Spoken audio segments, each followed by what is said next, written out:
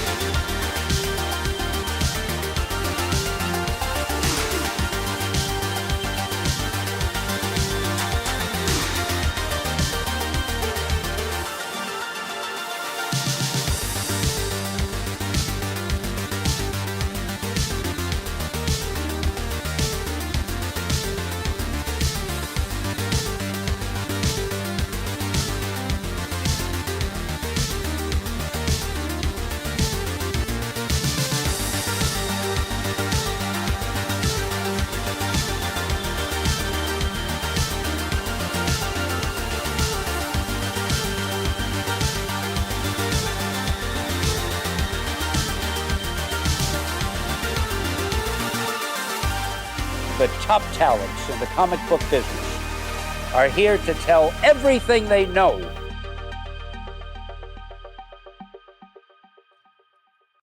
What is going on, everybody? Welcome to another Tuesday night here on Beyond Wednesdays for the 54th episode of the Industry of Comics. Yeah. How you guys doing today? I am fantastic. I started opening up boxes that I transferred from or moved from Phoenix to here, but I really never opened them up for the last 10-15 years. So I'm just finding great art, original art that I bought that I don't even remember I bought before. So it's been cool. I just found this piece from Bernie Wrightson. Oh, nice. So that was pretty cool. That was from Baltimore, 2006 or Is something. that OA or a print? That's a print. Yeah.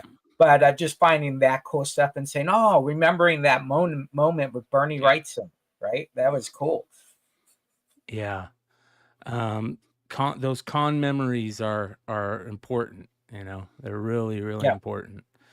And it's cool because it just takes one item. It could be a lanyard that just opens up. You're like, holy cow. Yeah. It's like opening up a damaged box of books. I automatically think of Dennis at a retailer summit, right? Yeah. Oh, boy. Yes, because I was the only one that got damaged books from Diamond, Jesse. Oh, yeah. Yep. So you're the only person that brought the box of damaged books to a retailer summit. I can tell you that. And that's why I have as many haters. Yeah.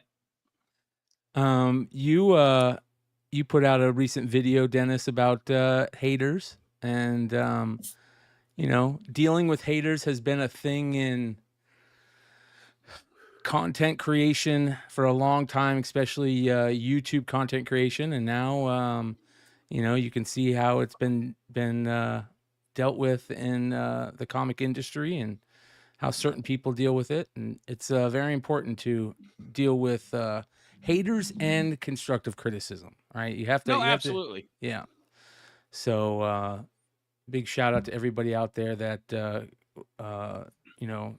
gives us that constructive criticism, and big shout out to all our haters too. Yeah, you make the world go round. So, but I'm reminded of Howard Stern's Private Parts when he's there with Pig Vomit and they're going over the ratings. And they're like, well, yeah, but what about the ones that hate him? They watch him twice as much. Yep. Yeah. Oh, it's crazy. There's a psychology to having haters, right? And it's how you play the game. Or if you don't play the game, there's so many one-liners you can eliminate it, right?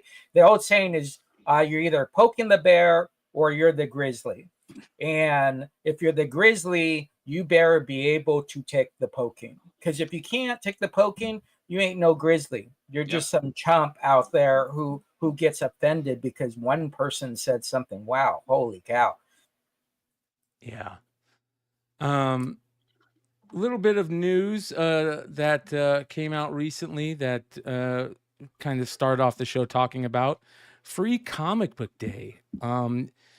Something important about Free Comic Book Day that a lot of people don't think of, especially collectors and people who go and pick up their Free Comic Book Day books, is the fact that retailers need to be able to process said Free Comic Book Day books over a decent amount of time. There's a lot. Some retailers. I mean, what's the average when you guys were participating in Free Comic Book Day? What was the average for you guys that you books that you got in for Free Comic Day product? Well, me, I would order thousands. It would cost me, like $1,500, $2,000, which meant I was getting close to 6,000 to 8,000 comic books, and I would either sticker or stamp every single one of those books because the purpose of giving that out for me is my brand and my name is out into the ether. It's into the local community. That's going to change hands. That's going to get passed around. I want my name visible to whoever finds it. Well, just think about that. I mean, we had a rubber stamper for a while. Sometimes we would do stickers. The rubber stamper was good, but 1,000, 2, 1,000, 3, 1,000, 3 seconds to stamp every book times, let's just say 6,000. That's 18,000 seconds. I don't know what that breaks down to, but I mean, I've had crews of 5 people work 5 days to stamp all my books before. Yeah, it's a unique. Free Comic Book Day is kind of unique. We used to do about the same 6,000 to 10,000, and then we would throw in about 10,000 backstock books. It's only hurt me once. I put in some Rana #1 variant covers one year that I bought from Atomic Comics, a whole long box, and then a certain Civil War. I forgot which one it was, but we would blend the both. And then what we used to do, because we would open up at midnight, we would actually wrap around, and after you got your Free Comic Book Days, you would walk into a room. We would snap a picture with you so that we could tag you in social media. Obviously, we would ask if you want to. I think maybe one person didn't want to do it, and then we'd allow them on the floor to buy. We'd staple their free comic book bag, and there's a lot of work into it. It's not about the day, or in our case where we did both Saturday and Sunday. It's about the pre-time before, and that's starting with ordering. Just ordering. Do you want December and January? Right, exactly. Do you want to be bronze? Do you want to be silver? Or do you want to be gold? And you buy those packages. And folks, let me tell you something. If you want to be gold, you might as well figure you spent 5,000 to 7,000 even before you placed a night order, because that's what it kind of adds up to. And then the other thing is they stagger the shipments. So it's not like Dennis and I will get these all 3 weeks before. It's staggered per week. Well, when I started 20 years ago, we used to get them, I think, 2 weeks before, maybe 3. And somewhere around 10 years ago, we got it to like 4 to 5 weeks before. Yeah. And then we got the delayed billing for it, which was good.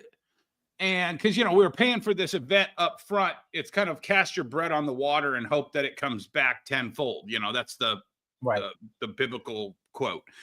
That was a lot of money to put out.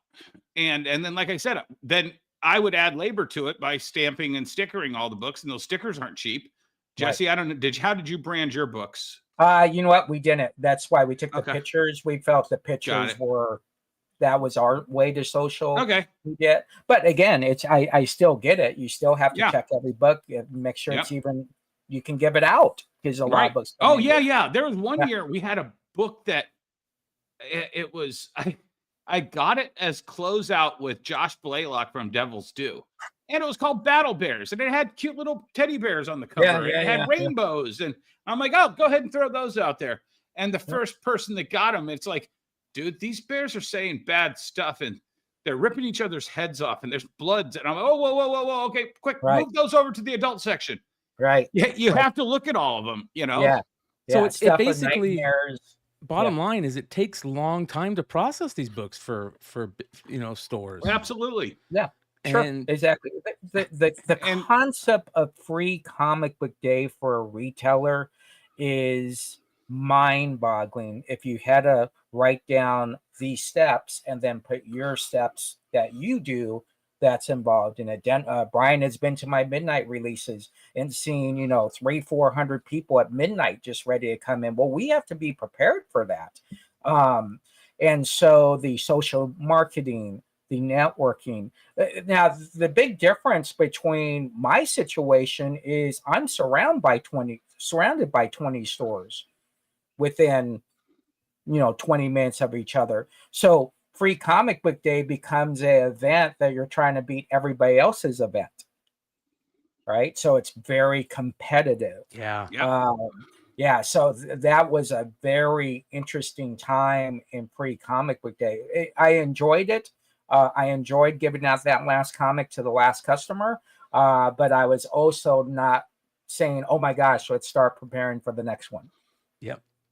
It So the Well, news today came yeah, or this let's- week dropped that for this year's Free Comic Book Day, of course, with all the craziness that's going on with this year's Free Comic Book Day, retailers are only going to get what, like 48 hours or something like that to process these books. Well, so Lunar just did the FOC on the last 3 DC books, and the arrival date is currently listed as April 30th. Am I correct on that, Jesse? Yep.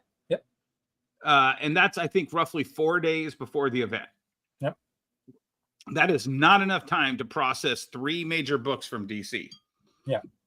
Yeah. It's and you got to keep in mind, the other thing is, not only are you doing the processing, you have to do a floor change, right? Because you have to have space for people walking. Yep. Where, some people have the pickups outside to get their new issues. Some people have it deep inside their store. And it's not just that either. I mean, honestly, I hate to be the guy that keeps kicking the dead horse, but if something happens at Diamond April 1st, I mean, that's the deadline. That's the brick wall that we're headed towards right now. And they're just like, yep, we didn't come to any official offers, shut down the warehouses, shut down the company. Everybody's walking. Those books are arriving at Diamond that week. Yeah. To be sent out to the retailers. What happens to those books?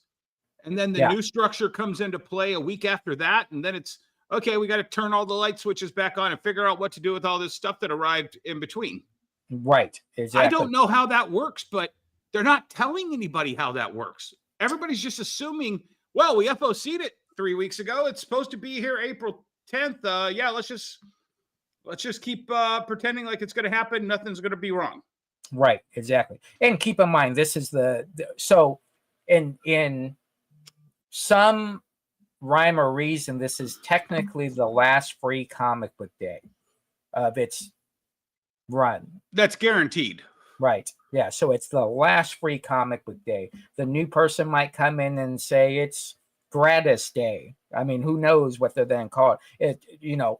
What 3 distributors get to do it? I mean, it's confusing having 3 distributors trying to do FCBD, and then all the independent comic book companies that are calling you saying, hey, we got Free Comic Book Day stuff. Can we send it to you? All the artists that you have at the store doing their freebie stuff. So I think this is a time to rejoice. If you're doing it, get into the black a little bit, and then prep for a very interesting, turbulent week after Free Comic Book Day. Yeah. And let's hope that no one makes announcements during Free Comic Book Day. Yeah. If they want to do us a solid, don't make any major announcements during. We're already freaking out already, so try to keep it on the lowdown. So another question, and this is from the chat. Mega says, if something happens to Diamond, what happens to Previews magazine? We kind of talked about this. It's one of the IPs. I don't know if it's going to be sold separately or with it. Yeah, it's considered an asset, so that asset would be sold separately. It would not be part of the Diamond package unless someone, technically wins Diamond and wins Previews. But Preview is a asset being sold separately. Most likely, I'm going to say 99% of that will go separately, which is very interesting. I think what will happen is this will become a iconic cover. Not that it's just Mark Spears. I think down the road, this possibly could be 5-10 years down the road. This will be an awesome collectible to own. They only cost like what, $2.50 a piece, $3? Yeah, $2.50. At one point, I think you were still getting the first 5 free or something. I can't remember. Yeah. I never did ordering. But yeah, I think this is very, very cool. It's like certain Wizard magazines have some value to it, and Comic Guide and all those fanzines. You get to the last issue. This is we did not know it's our last issue, right? So technically, I think this is great. I think you end very, very well. I think people that are looking at assets, this is basically when people said you couldn't do Wizard magazine. This is technically a Wizard magazine, just focused on publishers. without all the bells and whistles. But yeah, it's pretty crazy. It's a flip magazine, right? Most people don't know it's a flip magazine. I think that was a cheap way to sell 2 covers, though, Jesse. Yeah. Oh, yeah. Definitely. I think something interesting is that most people don't think about the last previews magazine, but if Diamond isn't around anymore, it's not necessary. Lunar's going to do their thing probably online. Penguin Random House is going to do their thing probably online. They're not. I don't see them doing another print magazine for, ordering, right? Right. Yeah. So it's the Sears catalog, right? At some point, I remember my mom saying, "Why are they still selling me catalogs? I don't need their catalogs anymore." And I think with previews, it's kind of the same thing. Well, if we're kind of paying for weight, we're paying for this, we're paying one up on the counter. Some customers take it. It's a very interesting tool nowadays. It's kind of, drastic if you think about it. And keep in mind, these publishers are paying $1,500 for a page. Yeah. A full page. That's crazy. Yeah, totally. Well, another interesting thing, last week's news that, we had been talking about in ways, on many shows throughout the years. And that is how sometimes Diamond will do these diamond dumps. And they'll dump a bunch of ratio covers for really cheap. Well, it sounds like the last diamond dump is happening right now, as ratio variants all the way up to 1 in 100s are being sold off at like $10 a pop or something like that. Yeah, $5 to $10. Yeah, $5 to $10 a pop, including major titles, major key issues. I mean, you see the Ghost Machine 1 in 100, for Ghost Machine 11, the Mark Spears Monsters 1 in 25s. I'll tell you what, just Brian. So I've always fought with you guys on the speculation market with this entire book, this whole ratio thing. A retailer would have to order 200 or 100 $4 books at $2 a piece to get one of these. That's a $200 investment for a book that's supposed to be worth what you guys say. Oh, it's at worth ratio. I've always said it's worth closer to 1.5 of that ratio. It's just an easy way to say it. No, I know. Yeah, but it's just an easy way to say it. If I was a retailer that bought 100 of these and invested $200 in one of these books, and all of a sudden the entire market is flooded with somebody who got them all for $10 a piece, and they only want to get 20 or 30, I'd be really pissed. Yeah. Well, here's the thing, though. What a lot of people don't realize is Diamond's been doing this for years. I mean, decades. Yeah. We all know people that would just keep an eye on the Diamond sale, area, and like smart businessmen, they would check it like hawks, and just level up their inventory by just grabbing whatever ratio variants, cool covers, anything cool you see. As a matter of fact, the best guy in the game that I know at doing this over the last 10, 15 years is Drew at Wanted Comics. I mean, the guy has a warehouse full of, books that he was just, quick on the buy on some of those diamond dumps. And here's the interesting thing. That's a major part of the industry. It's been a major part of the industry for years, and it might not be a part anymore of the industry, right? There's not going to be those cool ratio dumps and things like that. Because they're all going to go at Lunar. They're all going to go to Discount Comic Book Service. Yep. I know ad nauseam on them, but why wouldn't they? So here's what you do. You pull up your Rolodex, and you call your buddies, and every time you see them, you buy them a beer. You walk by their booth, you shake hands with them, talk them up in front of a customer. Your special buys are never going away.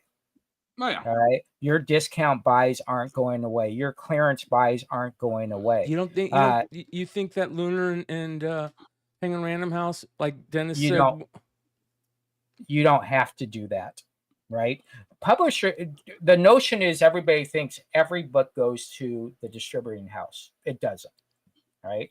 A good portion goes, but these companies are smart. They hold back.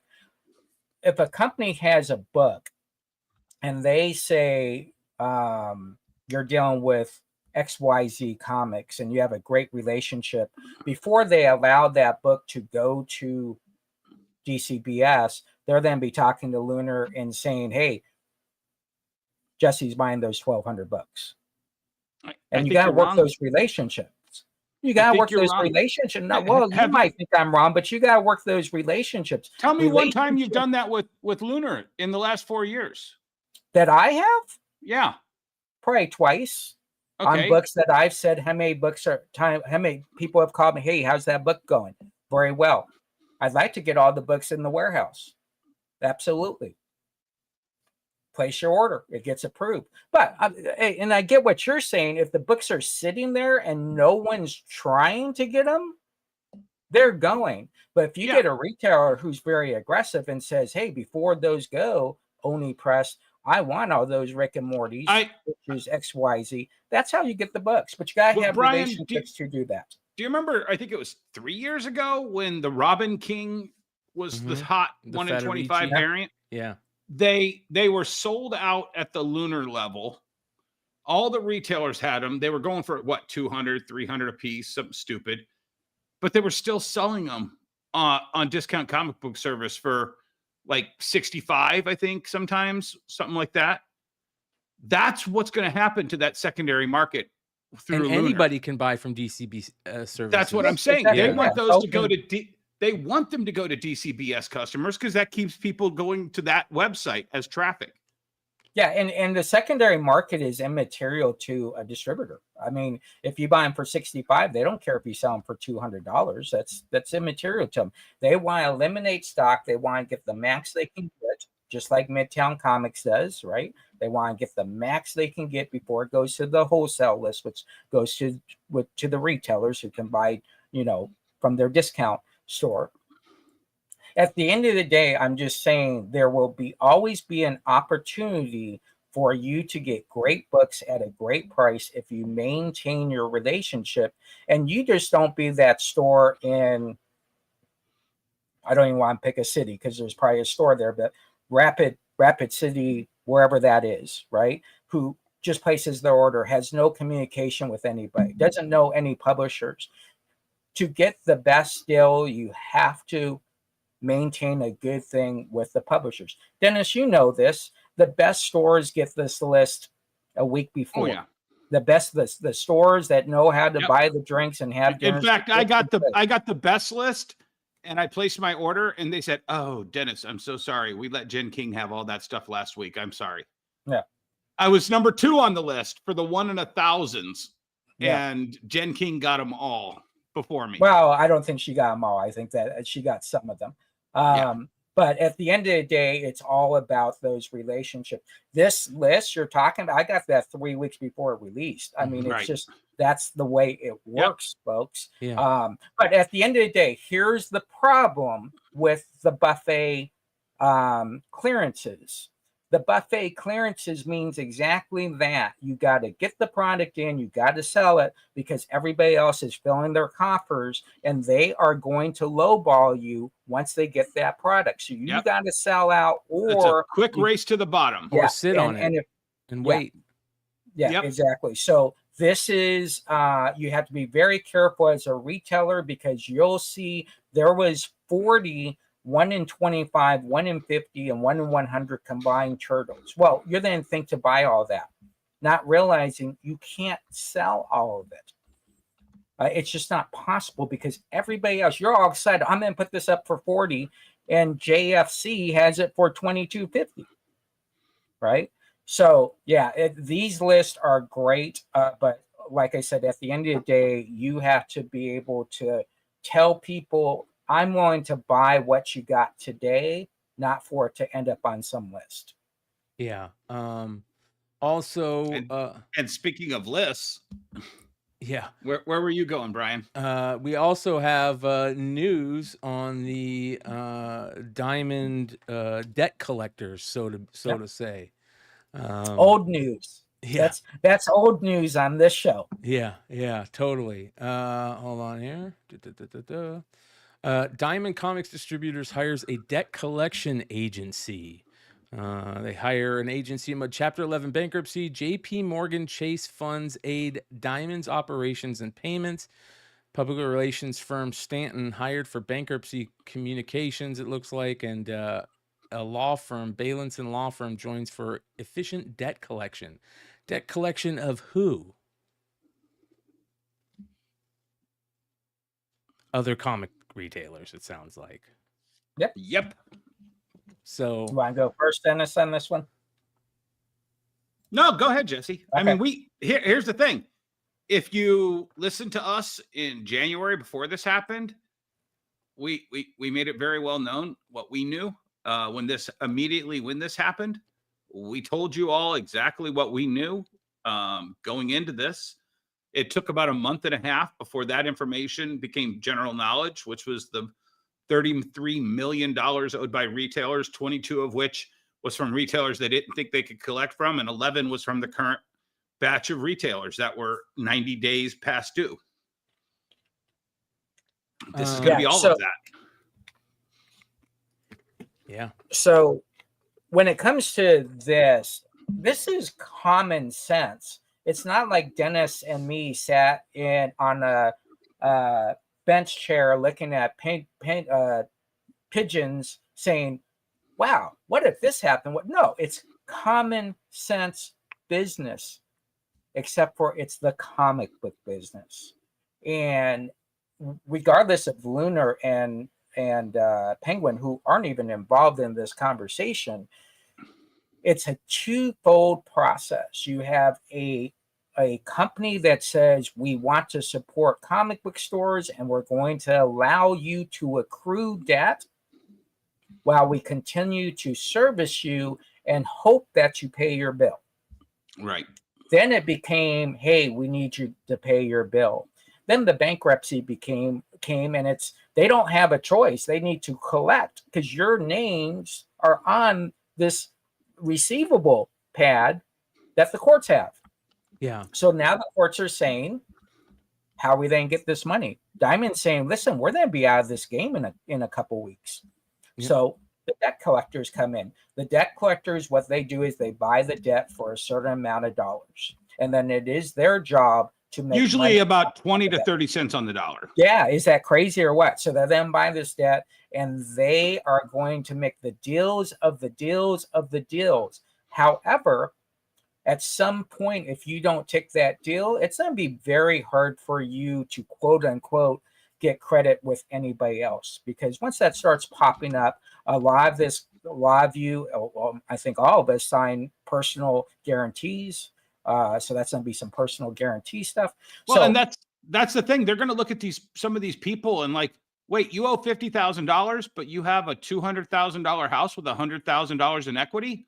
Yeah. No. We're not letting you off for $25K. We want the full 50, or we'll lean against your house. Right. Well, and keep in mind, this product is in their store. Yeah. So you're talking about house and you're talking about their cars. We're talking about stores. Yeah. Are you John Smith of John's Comics? Here's your name on the UPS signature for accepting this box of $2,000 worth of comic books. And here's 10 more like that.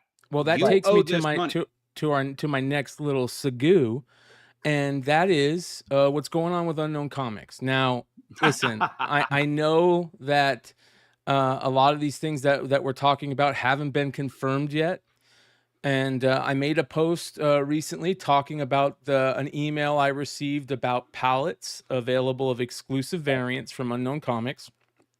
Basically, they have been selling pallets of their variants to other retailers for years, but I don't think they've ever opened it up to the normal public. Now, if I'm wrong on that, let me know, but I just never remember hearing it. And now it sounds like they're opening it up to the normal public.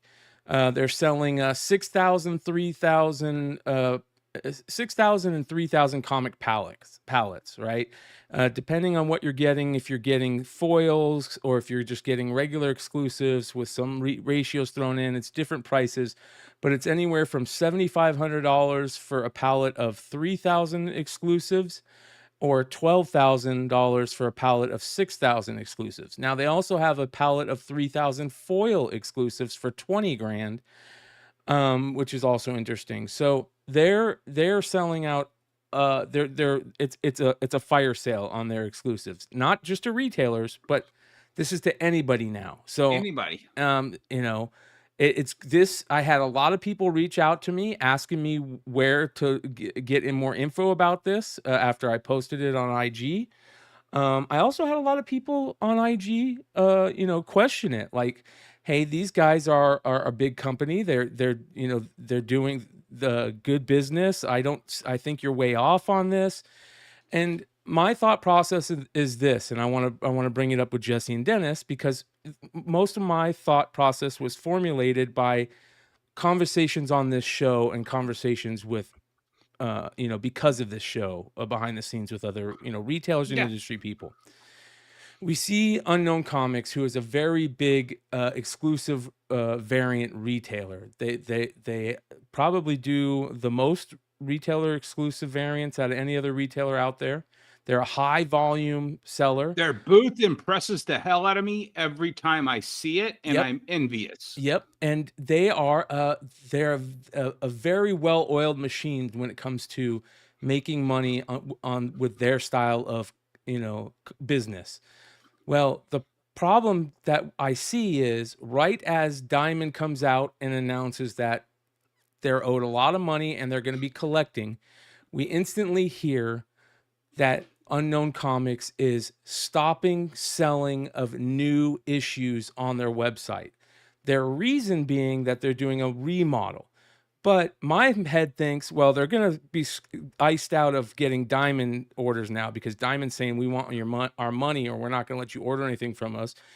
And my other part of my head thinks to you guys when it comes to Lunar and Penguin Random House, allowing them to buy from them knowing that they owe Diamond a ton of money. And now they're iced out of Lunar and Random House too. I could be way off on that, but that's what it makes me think. And then I see the offloading of all the original art for all their exclusives on their website. So it just feels like a big fire sale to me before something. Can I take this first, Jesse? You got it. 54 weeks, Brian, we've been doing this show. You've been doing this show with Jesse and Dennis. And one thing that we say on a weekly, if not multiple times a week basis, there is nothing more sacred than your brand. And right now, Unknown Comics has Unknown Comics on every single one of those books. Pull that list back up again. Pull that list back up again, please. The palette list, is that what you're asking? asking? The palette list, yeah. Okay, yeah. Hold on. That's 5,850 comic books for $12,000. That's $2 a book, roughly. Okay? That is not protecting your brand. That is pissing your brand into the open market that you will never recover from. Unknown Comics will be $5 a piece on eBay from whoever buys one of these pallets and tries to flip it eventually. Sure, maybe somebody's going to ask for 10 and somebody's going to ask for 15, and maybe somebody gets the super rare one that he found a case of while he was building these pallets. But that is not protecting your brand. That is extinguishing your brand. Jesse, do you agree? Yes, that's absolutely correct. And if you're a financial numbers person, it tells you one simple thing. Look how many books they have to clear out in a pallet. There is no retailer out there that can sit on that many exclusives. Doesn't matter how many you sell. Look at how many that are left. And if you're breaking even or you then lose 10, 15% on your investment, then how good is that person at selling exclusives? You could have the greatest booth in the world. Me and Dennis have already said this. We like Darren, great guy. He And we does a do great not job. want to see him fail. We want to see him unknown. Yeah, we comics want him to be prosper. successful. But the question was, what does it look like? And if you're a numbers person, you say, wow, you can sell this many books. And now, to add to the fire sale, we've been getting tips from and a lot of people letting us know that they're doing these live selling from their warehouse, which, like Ryan said, it is a huge warehouse, a massive, insane amount of inventory. Well, now it seems like they're allowing other, live sellers to just come in their warehouse and sell books, straight from their warehouse, which is also very interesting. Yeah, you got to do what you got to do to survive. Yes. What you got to be careful in the end is when you do catch up that you actually have something to sell. Yes. And your brands then take a big bump. If you're a big boy, big girl in this business, fine, you take the big bump. But make sure at the end you have a brand and you make sure you have product to sell. So he can do all he has to do, and you can't hide from the tea leaves during a time where everybody's looking at everybody. Who knows? Maybe he doesn't owe Diamond a penny. We don't know. That's not the point. The point is perception is going to run wild. And we talked at the beginning. You're going to have your haters. That it doesn't matter what Darren does and what Darren says. Oh, this is what's happening.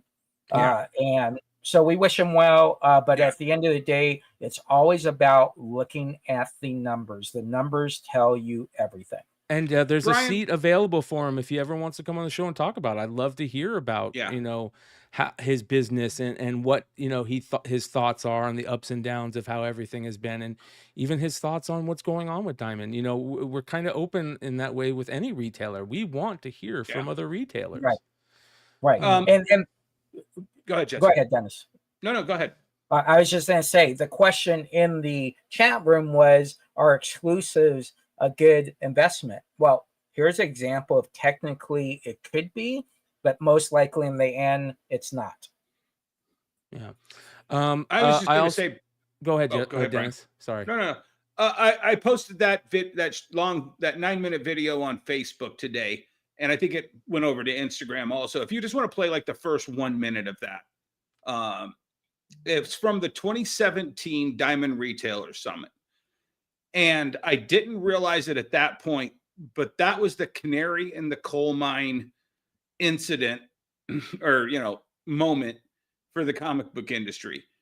I get up and I speak to the whole panel room. And by the way, this was the last dialogue with Diamond because I asked so many questions that they couldn't answer that they just stopped doing it.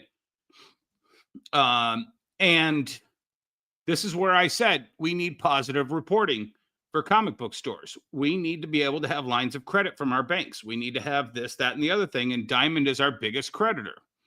And it was Emmet in the chat who said Diamond credit was like a drug to some of these dealers. And that's unfortunately this was kind of a, and I'm going to go completely off left field, but I do because it's me. This is like Matthew Perry and his ketamine addiction. Everybody was lined up to profit off of him and thought of nothing about the moment it was too much. Yeah. Does that make sense? Yeah. All right, here we go. Dennis Barger, Wonder World Comics again. I've spoken to you guys before about credit. Not credit in the terms of you giving us credit to buy our comics, but credit reporting processing. Currently, you guys have a system, a mechanism in place that if one of us next week went under, I know it's the rare likelihood, as you said earlier, because apparently they're just coming in droves more than we're going out. You have a mechanism in place to negatively impact the credit of a store owner or store that closes. But yet there's no mechanism in place to report the active accounts that have bought a Diamond POS system on terms. That's a terms process credit that we are getting no positive reporting on. So I've been speaking with the credit department through all the credit people at Diamond. They have no idea what I'm talking about. I've actually spoken with Equifax, which is one of the positive credit sources for businesses, and they said only a business that gives you credit or has an active account with you can report. So I've been asking about this since I wanted to buy my first building. Luckily. So this was just me alerting it. If you want to go over to my Instagram or my Facebook, you can watch the whole video. But this was me saying, look, guys, you have mechanisms in place to F us if we owe you money, which clearly 22 million of that never got collected. But there's no mechanism to reward us. We want to be rewarded. You are our number one investment in this industry. You need to start reporting it. And then in the middle of that, Roger Fletcher, who is the vice president, says, well, this could be a double-edged sword, Dennis. Never goes on about it. And like I said, somebody big at Diamond pulled me off to the side later and said, Dennis, 80% of the accounts are in arrears. This was the canary in the coal mine moment. They should have taken this as a holy shit, dude. Dennis is right. We need to start collecting some of this money, and we need to start rewarding the people who are the good risks in this industry. But like Jesse was talking about Hastings last week, who went $5 million in debt. Guess what? Darren was the guy who ran Hastings. Yeah. Okay. There's a certain poetry that's happening here, and it's more like a dirty limerick. It's not beautiful. Yep. Yeah, exactly. It's kind of like in this day and age, at this moment, if you say to me, hey, Jesse, I got a whole bunch of books. I'm just trying to clear out space in my warehouse. That's not what you're saying to me. No. What you're saying is, dude, I need some money. Help me out here. I need to get this stuff sold. We always have space in our warehouse, folks. We want to fill our space to the ceiling. And that's the bad thing about us comic book folks is we will do it. Like, look at Chuck. If he could get to 20 million, he's then get to 20 million books. He ain't looking to empty out space. So you really want to look at how it's perceived at the moment. And keep in mind, we technically aren't talking about one person. We're talking about what we'll say a high 70% of the stores out there. And some of these stores might only owe $500, but it's proportionate to that store. $500 could be a lot of money to that store. Yep. Two quick hitters before we get into our next story. I want to give shout outs to Josh Blaylock at Devil's Due Studios, who is joining Lunar Distribution via Massive Indies for the Mercy Sparks line IP, which is freaking awesome. Shout out to Josh and all the Mercy Sparks fans out there. You will have and is Disavowed, which is a cool G.I. Joe knockoff. And exactly, a really good, for all of us that love that Devil's Due G.I. Joe run, here's your little tap into it. And then also shout out to Massive Indies for also pulling off the heavy metal thing finally. It looks like their heavy metal is joining a Lunar Distribution through Massive Indies. So as we talked to Michael a few times over the last month or so, the heavy metal thing was something that they really wanted to pull off at one point. It kind of fell through, and now they're getting their chance to maybe make that happen. So we have two new indie press publishers that are joining distribution through Lunar. There should be another one too. I have a mind blank, but he did sign. Was it Devil Due?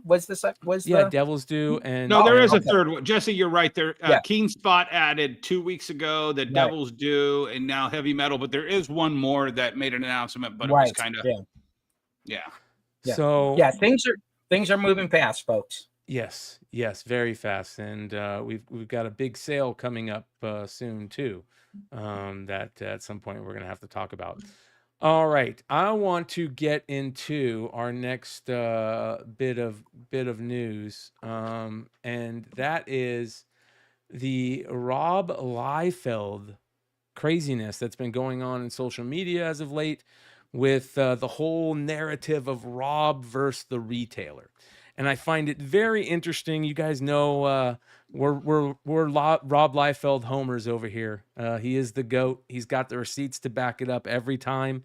And Every time. And you just have to ask yourself, is Rob right in this whole thing? And we're going to break it down a little bit. So to kind of start it all off, of course, Rob is done with Marvel. He is no longer working with Marvel. He has decided to work on his own IP. He has got back the ability to work on Youngblood, and that is what he wants to work on. So he is doing Youngblood himself, and he put out a statement recently saying exactly that. He said, and this was on March 2nd, he said, Youngblood 2025 will be available only in premium or premier editions exclusively online via live stream for 6 to 7 months prior to making their way to the direct market in direct market editions, maybe even longer. These editions will have unique cardstock covers. Live streaming is the first line of distribution for these comics. Retailers have proven unreliable with distribution of my work. I can't allow their inconsistent practices to dictate terms of my engagement with my customers. My customers are left scrambling again and again for copies of my work. There will be launch exclusives, signed editions, foils, medals, etc. If and when I release these through the direct market, they will be with covers and printings for the direct market. Now, I read this, and I don't see anything wrong with this at all. I see Rob talking about exactly what a lot of us have been talking about on this show for almost 2 years now. A lot of us have been talking about in the comic book content world of pivoting. And, if you want to be, successful in this game, you have to realize that direct to consumer and crowdfunding and online sales are necessary for the most part, to be successful in this game. And I see Rob doing exactly that. But the problem is it sounds like he made some retailers angry with the way that he came out and said this. And here's my problem with it. I think that what happened is when you read this as a text, you put your own inflection on the wrong syllables. You know what I'm saying? Like, if Great Mike Myers quote. Yeah, if you feel a certain way about Rob, you're gonna read this as him talking shit. And I think that's what a lot of people do, because let's be honest, Rob, he doesn't care what people think about him anymore. And here's the thing, though. He has the receipts to prove all this. And that's kind of what I want to talk about with you guys. Well, let me throw out a few receipts for Rob. Okay, so I've been in this business for 20 years. When I first started, Cable Deadpool started. It had nothing to do with Rob. Rob popped in around Civil War. Like the post-Civil War era, I think. It was like Civil War and post-Civil War. And he did 3 issues of Cable Deadpool. Those were the 3 best issues. They sold out. They were secondary market books, double cover, triple cover. He then followed up a year or 2 later by doing 2 Teen Titan issues where he did the cover and he did the interiors. Both of those books sold out. This was a Rob phenomenon that people were not following. Then, skip forward a bunch of years, lots of little hiccups here and there, where you can say, oh, Rob sold a lot on this or that or the other thing. He did Major X for Marvel, which turned out to be kind of, it was a 5-issue piece to kind of show what Rob wanted to do with the Rob verse within the Marvel universe. They sold out. They were secondary market books. You can't deny this. Then he did IDW Snake Eyes, Rob Liefeld Snake Eyes. I think it was actually called Rob Liefeld Snake Eyes, wasn't it? I think Snake Eyes Dead Game, I think. Yeah. But it was Rob's book. Mm-hmm.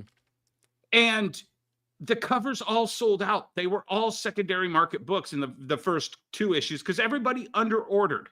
It's Rob doing G.I. Joe. oh shit, it's selling double what it usually does. That doesn't make any sense. Retailers have always underestimated Rob. And I think this culminated with that comment that Rob made a couple months ago, where he was like, retailers, you're not ordering enough of my books. You need to order way more. I think it was one of his team up books, wasn't it? Yeah, it was something, right? Yeah. Yeah. And retailers backlashed against him. I even commented to you guys behind the scenes. I was like, wow, should Rob be poking the bear on this? I mean, with the way this market is right now, there's not a lot of extra money to go around to dump it all into extra books. But I think Rob looked at what Robert Kirkman did. He knew that Robert Kirkman couldn't have sold $3 million, $4 million worth of G.I. Joe omnibuses to retailers. Rob looked at what Boom Studios did with Ross Ritchie. Could have never made $3 million with a Keanu book off of just retailers. He looked at what Nicky Barrucci was doing with Thundercats, and he contributed to that. But we had it right here on this show. We asked Nicky, what did Rob mean to that Thundercats launch? And he was like, well, we had this many before Rob, and then Rob came in to do this extra cover, and it shot from here to here. And Rob treated it like Rob was a co-creator on this thing, and he was just doing an extra cover for it. Rob is a hype machine, and if you cannot match his hype as a retailer, Rob is absolutely in his right to say, guys, I can't trust my Youngblood relaunch on just you guys. I'm sorry. Yeah. He doesn't say I'm sorry, but I read that into it. I can't trust the retail community. That's $33 million in debt to Diamond. How are they going to spend the extra money on a Youngblood launch? Well, here's my question. And Dennis, you can answer it for me real quick here. You have, is it A, the retailer that couldn't sell his book, or is it B, the publisher or distribution that couldn't get the book to the retailer? I don't know that I can answer that, because right now it's all up in the air. And if you've got this launch ready to roll, would you trust any of the characters that I've thrown out there? I mean, you can't trust Penguin because they don't give two shits about Rob Liefeld doing anything. Lunar's taken on so many new, refugees, that we can't even remember that Archie was announced today because they're taking on so many new refugees. Jesse, he missed that one. I set it up for him like on a T, and he couldn't do it. It's C, all of above. Oh, all the above. Yeah, well, that's what I'm trying to spell it out. I'm trying to stretch it out. But no, it's all of that. And Rob sees it. If we're seeing it, I guarantee you Rob saw it. Yep. And Rob was like, hey guys, I'm going to offer this. And it's probably going to be a super shiny foil cover, maybe a little bit bigger, maybe square bound, because he, and he's going to offer him for $20. It's the same as kickstarting it. Yep. But he wants to do it on his whatnot. And he's making it special for his fans that buy it from him on his platforms. Absolutely. Right. So it's like when a movie studio, when someone says, oh my gosh, this got leaked on this new movie coming out for Star Wars. This got leaked. Well, guess who did the leak? The people over at Star Wars did the leak. Why? Because they need themselves in front of people. They need to be punching people in the face. Social, marketing, pictorial. Rob Liefeld is the GOAT on this. He knows what he is doing. So whether you like him or not, guess what? You're talking about him.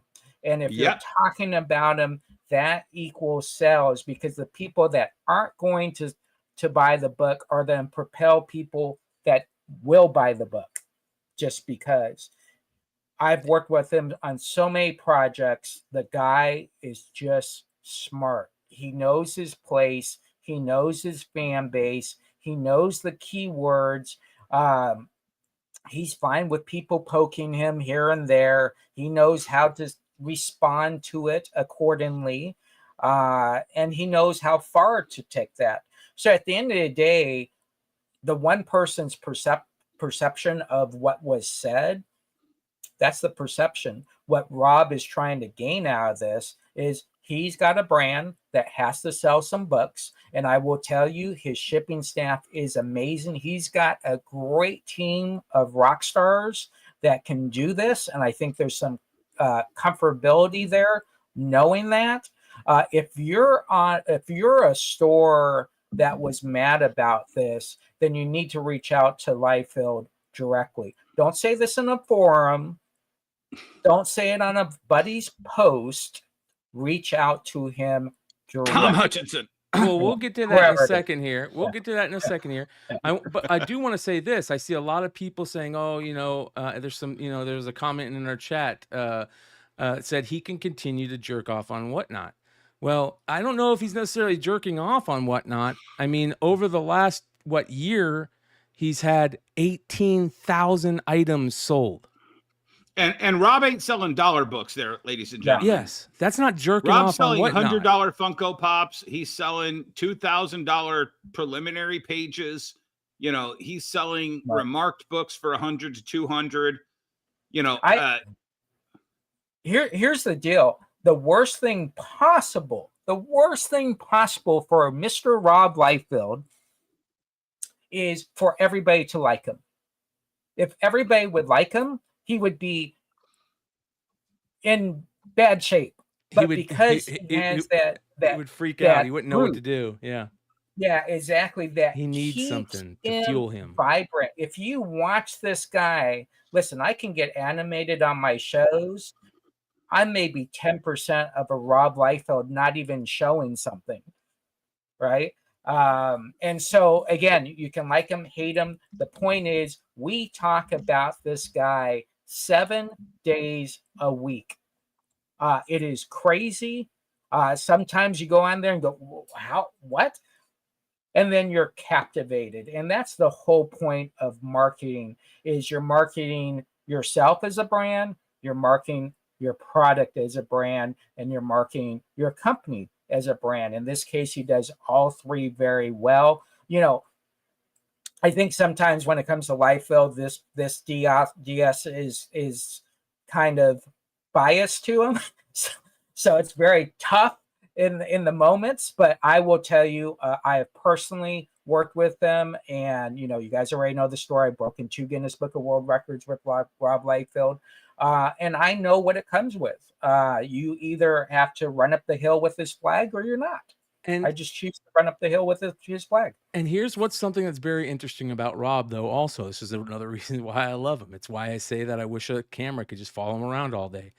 He doesn't give a fuck. He has his records. He has his money. He has his love of comics still that is very vibrant.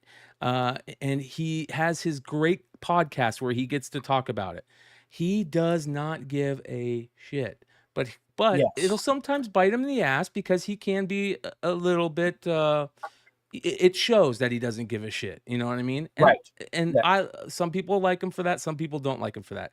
Well, here's the thing. He's very active on Facebook, which to me is another great thing, but it gives you room for, pushback sometimes, and he did receive quite a bit of pushback from not only retailers but other creators. There was retailers that did reach out to him, like you said, Jesse, and I think I couldn't say for certain, but it sounded like Rob had good conversations with those people. Yes. to the point where he's going to be working with certain retailers to get Youngblood in those stores, and which is a good thing. But, he also responds in kind. And sometimes, going back to the text thing, you read things the way that you read it. And our good friend here at the Industry of Comics, Tom Hutchinson, decided to shake a hornet's nest. Poke that bear, Tom. Poke it. Yes. So Tom put out a post that basically, and I'll read it. He said, Okay, here's what actually happened. Liefeld didn't say comic shops don't buy his books. That's patently false. We've seen his covers on IP books and Marvel stuff, etc., that the stores buy in big quantities. He has sales value to stores. What he's really saying is Youngblood won't be bought by shops, not in the quantities he wants to have happen. He's telling us Youngblood audience is so minimal that he's going to sell the book direct to fans rather than lean on retailers to push the book, which he knows they probably won't. Now, It here's was the that thing. last sentence. It was that It last was that sentence. last sentence. You're 100% right, because I also read this and I don't see anything wrong with it until that last sentence. And Well, it's the fact that he used a couple negative words, and Jesse talks about this all the time. Go back to Tom's statement real quick, just so I can point this out. He's telling us Youngblood's audience is so minimal. That was the key. And I don't think Rob thinks it's that minimal. Rob sold however many, 3 million, 2 million copies of Youngblood when it first came out. yeah, You know, he was on Dennis Miller's show for the release of Youngblood. He had, I think it was Eazy-E yep. He was coming friends to with his Eazy-E. signing. Yep. You know, I mean, that Rob knows where the ceiling was on Youngblood. Yeah. He knows retailers don't think that ceiling is anywhere near that and are going to order this low, and it's going to be a fart in the wind.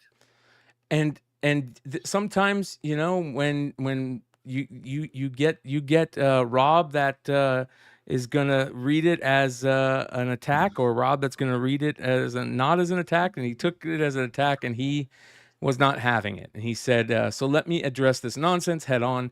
I don't know you, nor do I have any memory of interacting with you. You certainly seem like a bitter guy.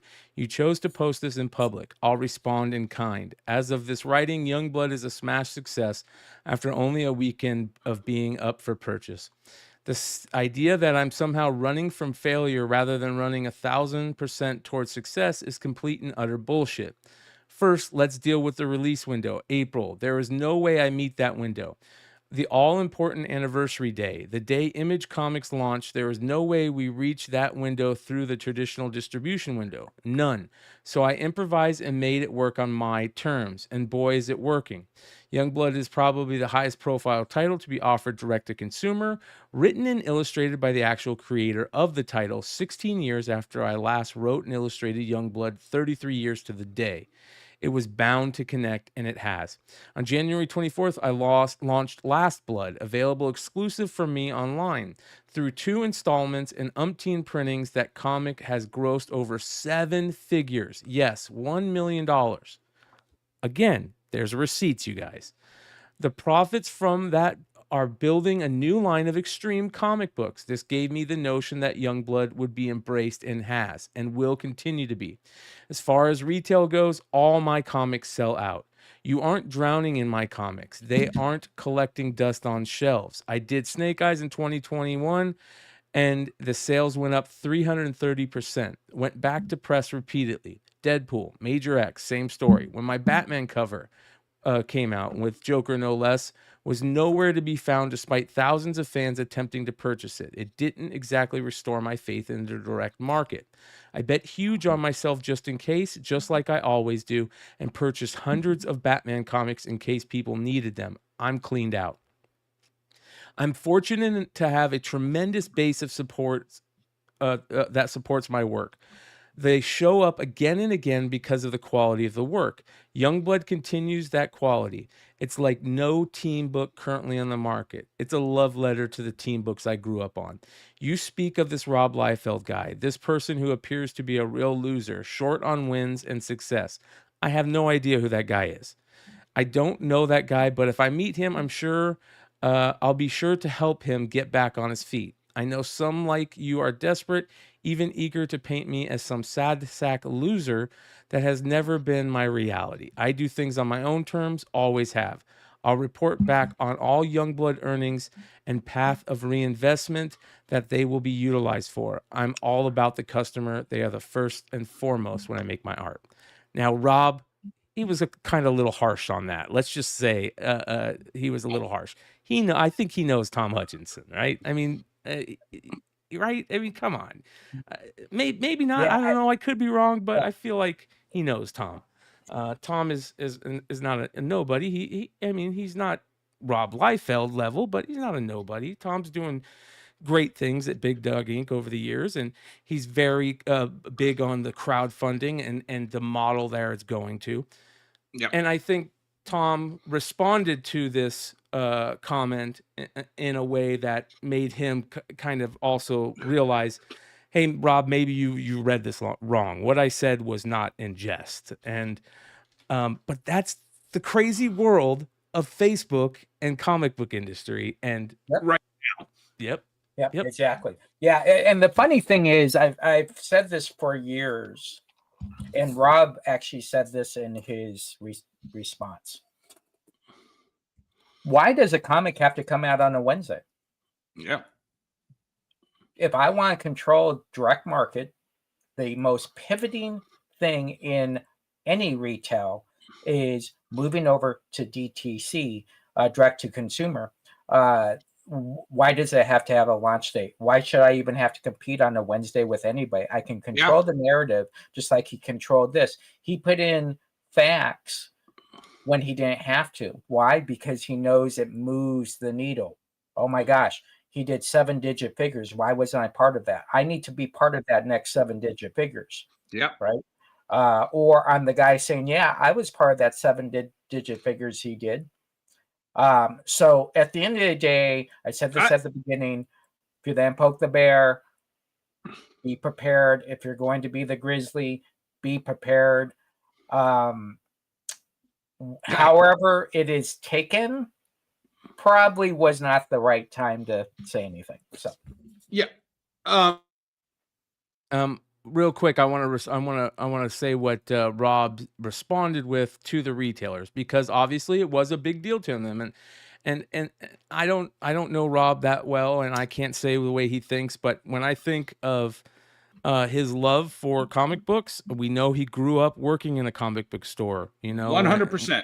And he loves comics. It shows. You just had Vinny on Saturday showing off Rob's first comic that he made when he was 13 fucking years old. Exactly. The Revengers. Exactly. And that is the thing that we know. So Rob put out a comment. I think he looked at it and he said, okay, this is getting a little out of hand. I don't want this narrative to be out there. I'm going to set it straight. So he said, to retailers, as we have a few, I love you. I support you. I buy online and in person. I've advocated on my podcast to support the clubhouses, and that's what I believe they are. It's such a great comment in the way he puts it. Comic book shops are clubhouses now. They are where and that's what Jesse and I have been telling this show. Yes. For a year. And shoe boxes and pockets for their registers. Yep. I support the clubhouses as that's what I believe they are. I don't want them to disappear like record stores, all of which have closed and vanished in my area and well beyond. This is where I disagree with Rob.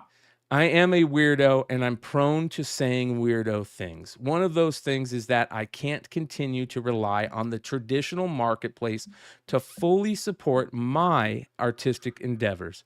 Expanding into new markets is a part of evolution. To retailers that say my work doesn't sell for you, I feel terrible that my work can't move. I feel bad. Hopefully in the future, my work will sell again. Wishing all the best. And the reason why I really wanted to talk about this story, and we wanted to talk about this, is because it points again to where the industry is going and the future of retailers and the future of making money and being successful in this industry and having a comic book business. It's the future is the direct to consumer model, the crowdfunding model, the online, it's changed from what it was 20 years ago, which we all love, but it's changing, and it's changing fast. And it even changed to longtime retailers who were old school comic guys who now think differently. And they're sitting right next to me on this show right here. And I think that's very important. And kind of gives us our segue into our major story, or what we want to talk about this show. And what it takes and what's the cost to have a successful comic book business in 2025. Yeah. And then throw you for a loop. And then go back one little thing and mention one name that no one talks about, who did this way before Liefeld and has done this masterfully, is J. Scott Campbell. Oh, yeah. J. Scott Campbell has been doing this for a decade. It's just not in the news, right? Yeah. So and you I'll got tell you, two parallels. Last week's top 10 list and last week's topics of discussion, Adam Hughes and his direct-to-consumer cherry, is it cherry Pop-Tart or what's... Yeah, just cherry popped cherry number 24. Yep. Right. But I mean, all of the books that are getting the juice right now, from the YouTube sphere, from eBay sellers, from whatnot sellers, it's all direct to consumer. Mark Spears was made by the direct to consumer market. You know, I mean, it's you can't deny it. If you're denying it, you're probably one of those 1,200 retailers, a percent of that 1,200 retailers that owe $11 million to Diamond and are going to have a phone call coming to them from a collection agency from JP Morgan Chase in about a day or two. This is not a sustainable model if you keep playing it like nothing is wrong. You know, it was like Swag on the show 2 weeks ago. Was it last week or 2 weeks? Last week. It was a whole bunch of all is well. Just keep ordering books. We got new books coming out, and they're going to be the best books we've ever made. Keep ordering, everybody. Yeah. So I guess Dennis should probably start off, because Dennis has created a number that he feels gets you in the dance of. And the question is, are you saying, and I'll throw this at you, are you saying in a direction to sell, to be an LCS or a store who happens to also sell comics? And I want to remind everybody to go and sub up to our boy Dennis's YouTube page, where this idea came from. He had a great video talking about how much it costs to open your own store. The calculator one. Yeah, this one right here. And if you can kind of explain this, by the way, congratulations, my friend, on 1,000 subscribers. Pretty awesome. Make sure you guys go sub up. You shared me out last night and pushed me over the top, and I appreciate it, Brian. Thank you. Yeah. And everybody who watches the shows, I just dropped the hater video, and my most successful video is the Diamond $33 million retailer video. But so my producer of the videos, shout out to Evil Genius Entertainment. He was like, hey, maybe you should do a video on how somebody could open one of these stores and what it would cost. And I was like, oh yeah, no problem. I've been running these numbers through my head. And I think the most important part of that amount, and Jesse, I know you could do it cheaper. I know I could do it cheaper. Right. But I don't want somebody in the chat or somebody watching on YouTube to think, you know what, if I rob Peter to pay Paul, I really only need to have 2 months worth of rent in the bank, because they're all going to, if you build it, they will come. Right. Everybody has that idea in their head. I actually watched 2 people from other genres talk about that exact same principle. It doesn't work like that, guys. And the first most important thing is secure your lease, make your lease affordable. Don't go get over your skis on owing somebody 12 months worth of rent. And I think you should probably be paying close to $1,200 a month, whatever your area. Maybe you go outside your area where it's a little cheaper and find that perfect place. But I think you should pay about $1,200 in rent. Then you put 12 months of that in a bank and don't touch it. Make sure you have your rent for the next 12 months. And then go forward with buying inventory to put it in place. And that's what that video, that's how I spell out that whole video. And that's just more of I'm born again when it comes to the whole retail idea, because I've never made more money than the last 3 years of running this retro comic book store. 20 years of retailing. I've never made as much money as I've made in the last 3 years not buying new books. Yep. that means something. It means something to me, and it's so important that I had to give it back to the industry freely. I had to let people know about this. Yeah. Sure. Exactly. So one things you want to know is if you have $20,000 today, that doesn't mean you're then be able to open up your store tomorrow just because you got a lease. So what you got to do is you got to go and you got to file first, right? You got to get your state, you got to get your city. There's a whole bunch of things that you got to do because you can't get a bank account open until you do that, right?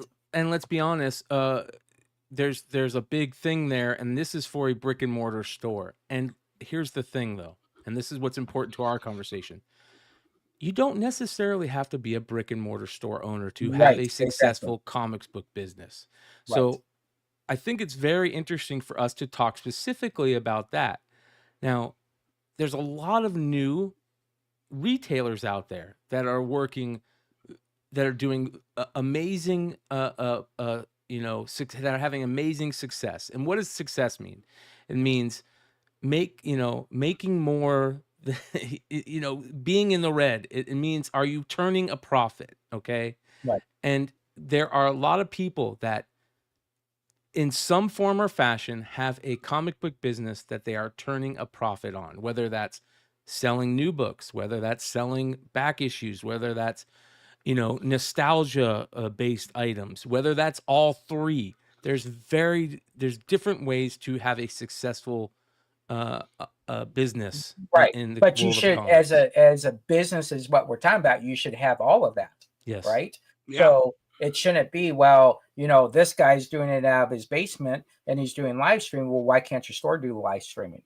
Right. This guy's doing X, Y, Z. Why can't I do that? Exactly. That exact thing. The one thing that we've heard for, 100 years, but probably going back all the way to across the pond for 1,000 years, was location, location, location. Location is immaterial. It's completely immaterial. If you're going to worry about location, you probably are carrying around a phone book. Yeah. Right. And so we have changed. So you can be successful wherever you want to be. You could do live streaming only, but do conventions as far as your brick and mortar goes, right? Depending on your state, there's one going on every month. In Florida, one every week. And so at the beginning, and keep in mind, when we say you got to go get your license, you're then have to pay taxes, right, on some of this stuff. So you better have at least an LLC or something to get you started, federal tax ID. But the notion is, if you're going to open up a store, Dennis's numbers are great, but here's the deal. You better have inventory before those numbers. And if you don't have inventory before those numbers, that means you're using those numbers to buy inventory. All right. So that's cut into your thing. So you should have at least $5,000 to $10,000 in inventory to start. I break that down. So the way I looked at it is I looked at the SKUs that sold best for me in this new concept store. And it's crazy. Hot Wheels cars, Pokemon, Beanie Babies, comic books. Jesse and I know that you could pick up comic books for dirt cheap on Facebook Marketplace. You can go anywhere, any flea market, end of any show, and you can buy long boxes. You can buy lots of inventory for a very affordable price in every one of those categories. But those categories make people get in the mood of buying from you from the other categories. Take Jesse's socks, for instance. I beat you to it, Jesse. You don't have to pitch the socks. But all those socks are retro themed. They make people reminisce in their brain, that endorphin they get from touching something. And then everything else just kind of snowballs from that. If you're selling Beanie Babies, somebody's going to come in. Are you buying Beanie Babies? Well, yeah, but I only pay $0.25 a piece. Oh, thank God. I've got this tote and I've been trying to give it away and Goodwill won't even take it. those Beanie Babies bring that person in, that customer in. And then guess what? They see the other stuff. Oh, you buy comic books too? Oh, I think my son has a box of those. Can I bring those in? Yes, absolutely. What are ways to do that when you don't have a brick and mortar store? Well, I think it's difficult. Let's just take, and I'm throwing this out there, but I'm not making this the example. Bird City. I've seen all those videos. They process all their comic books in their basement or their, side room. That's great. But unless you're willing to bring people into your home, you're never going to get that exterior interaction. So yes, you could build a comic company in your house, in your garage. I started 1991 buying stuff and putting it in my extra room of the 4-bedroom house I rented during college. I had a little cubby above the garage, the basement door that I shoved stuff into for a while. Then I had enough money that I only had to rent out 2 of the rooms in my house, and I could make one of the rooms my inventory room, and I could organize it, and then I could start inviting people in. And that moved to a bigger house with a garage, and I got the garage, and then I had a bigger house, a 5-bedroom with a dining room, and I just took the dining room over as a showroom. And I'd bring people over, and people would bring stuff over to sell me.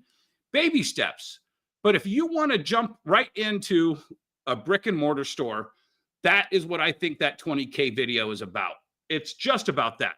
You could go way cheaper if you're already paying rent and you've got an extra room in your house. Take $15,000 out of that equation and just take $5,000 and go out and buy some inventory. Set up at a flea market like Jesse and I did at one point. Yep, exactly. Put advertisements in your local Facebook and say buying comics, buying G.I. Joe, buying toys, buying cards, going to your local pawn shops and introducing yourself to the pawnbrokers and stuff like that. Saying, hey, I'll buy anything that comes in that you guys don't want. Just let me know, stuff like that. Being very proactive.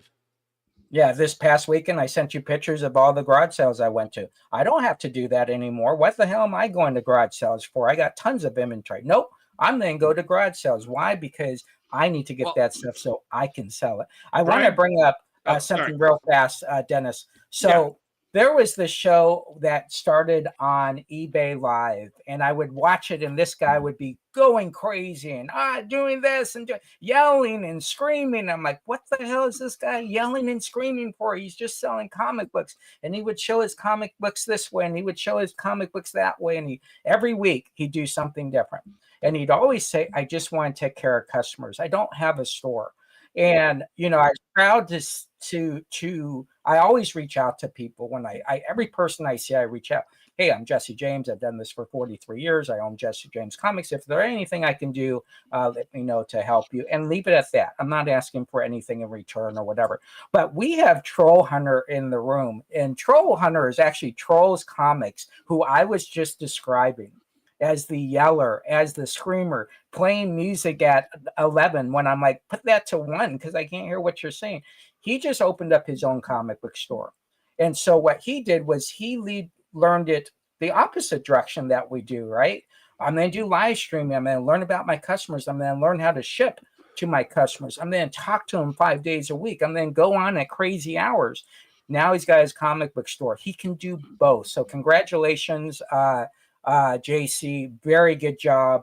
Very proud to have met you and partner up with you and so on eBay Live, of course, at different times.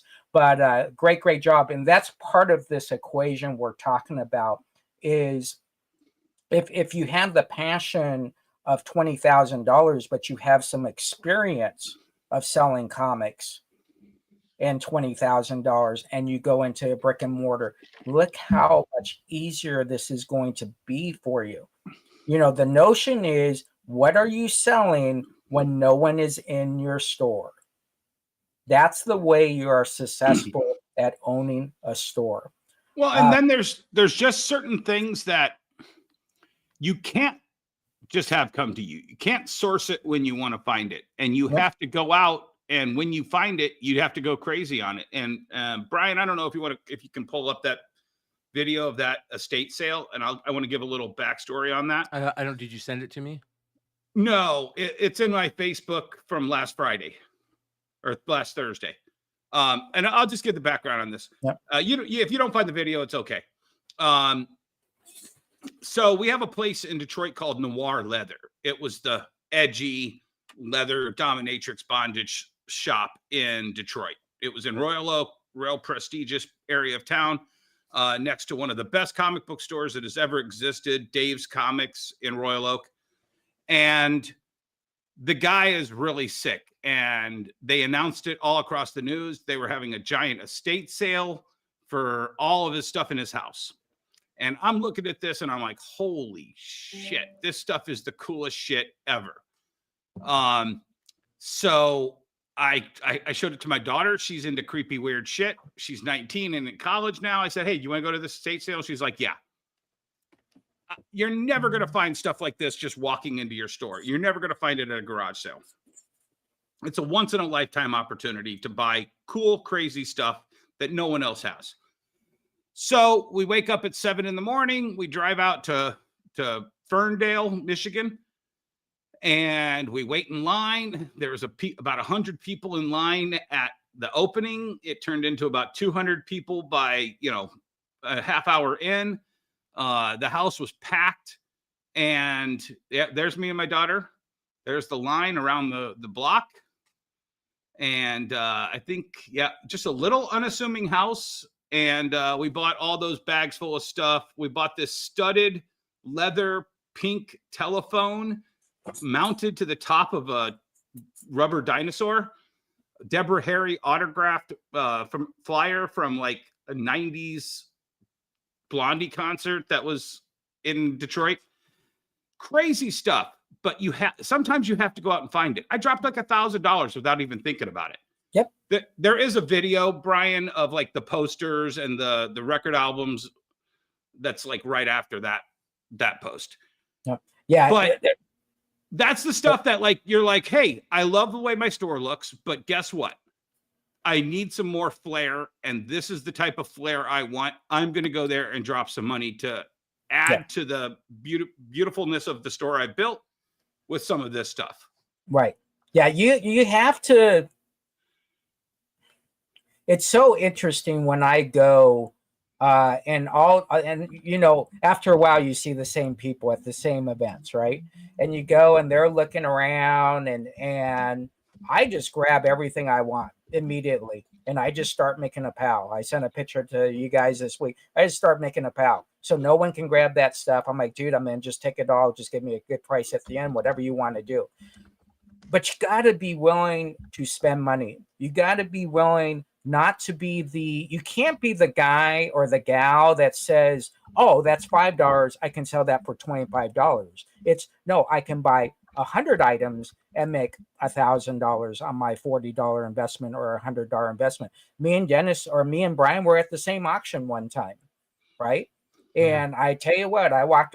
There was 500 auctions. I walked away with 287 other auctions of the 500. Why? Because I didn't want the other ones, but I knew the ones I wanted.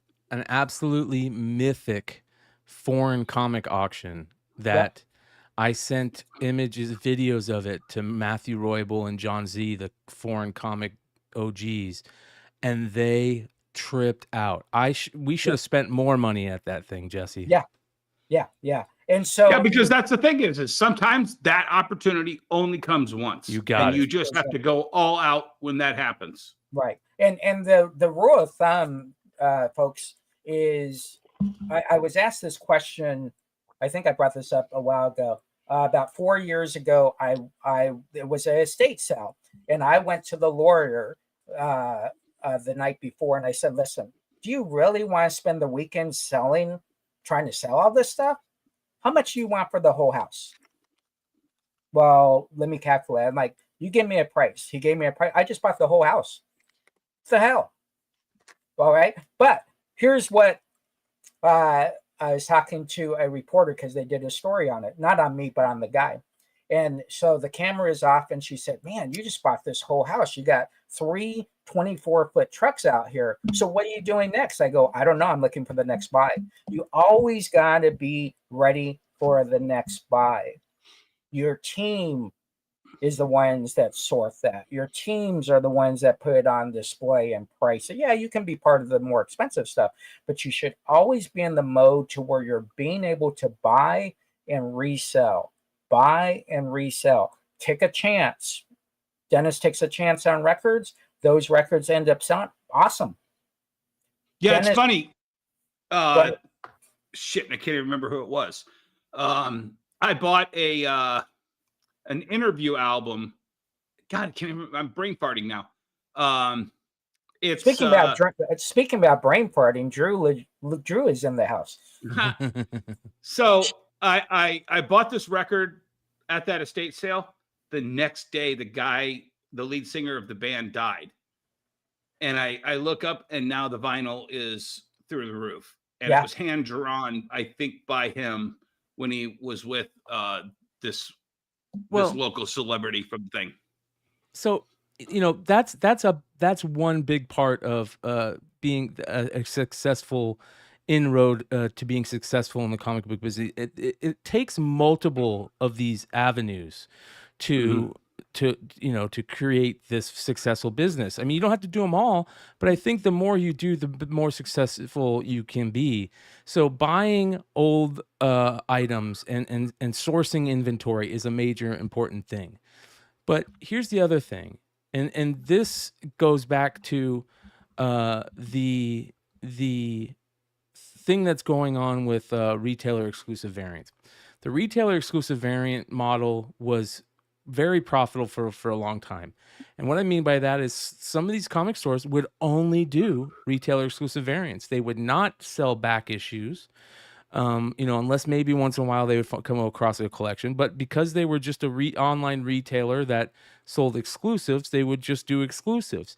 And they would just totally inventory, monster out their inventory, 3,000 print run, 4,000 print run, do another one. The previous one is paying, robbing from Peter to pay Paul type thing. Yep.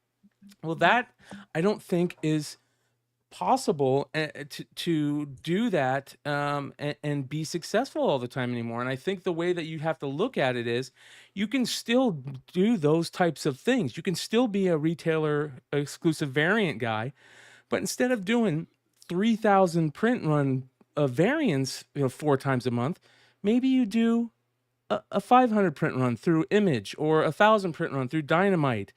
And you scale it back a little bit, and you're making money off these different areas, and you're pulling money from different areas instead of just putting all your ducks in one basket, or as they say, eggs in one basket. The most profitable thing you will sell in your store if you're doing gaming, right?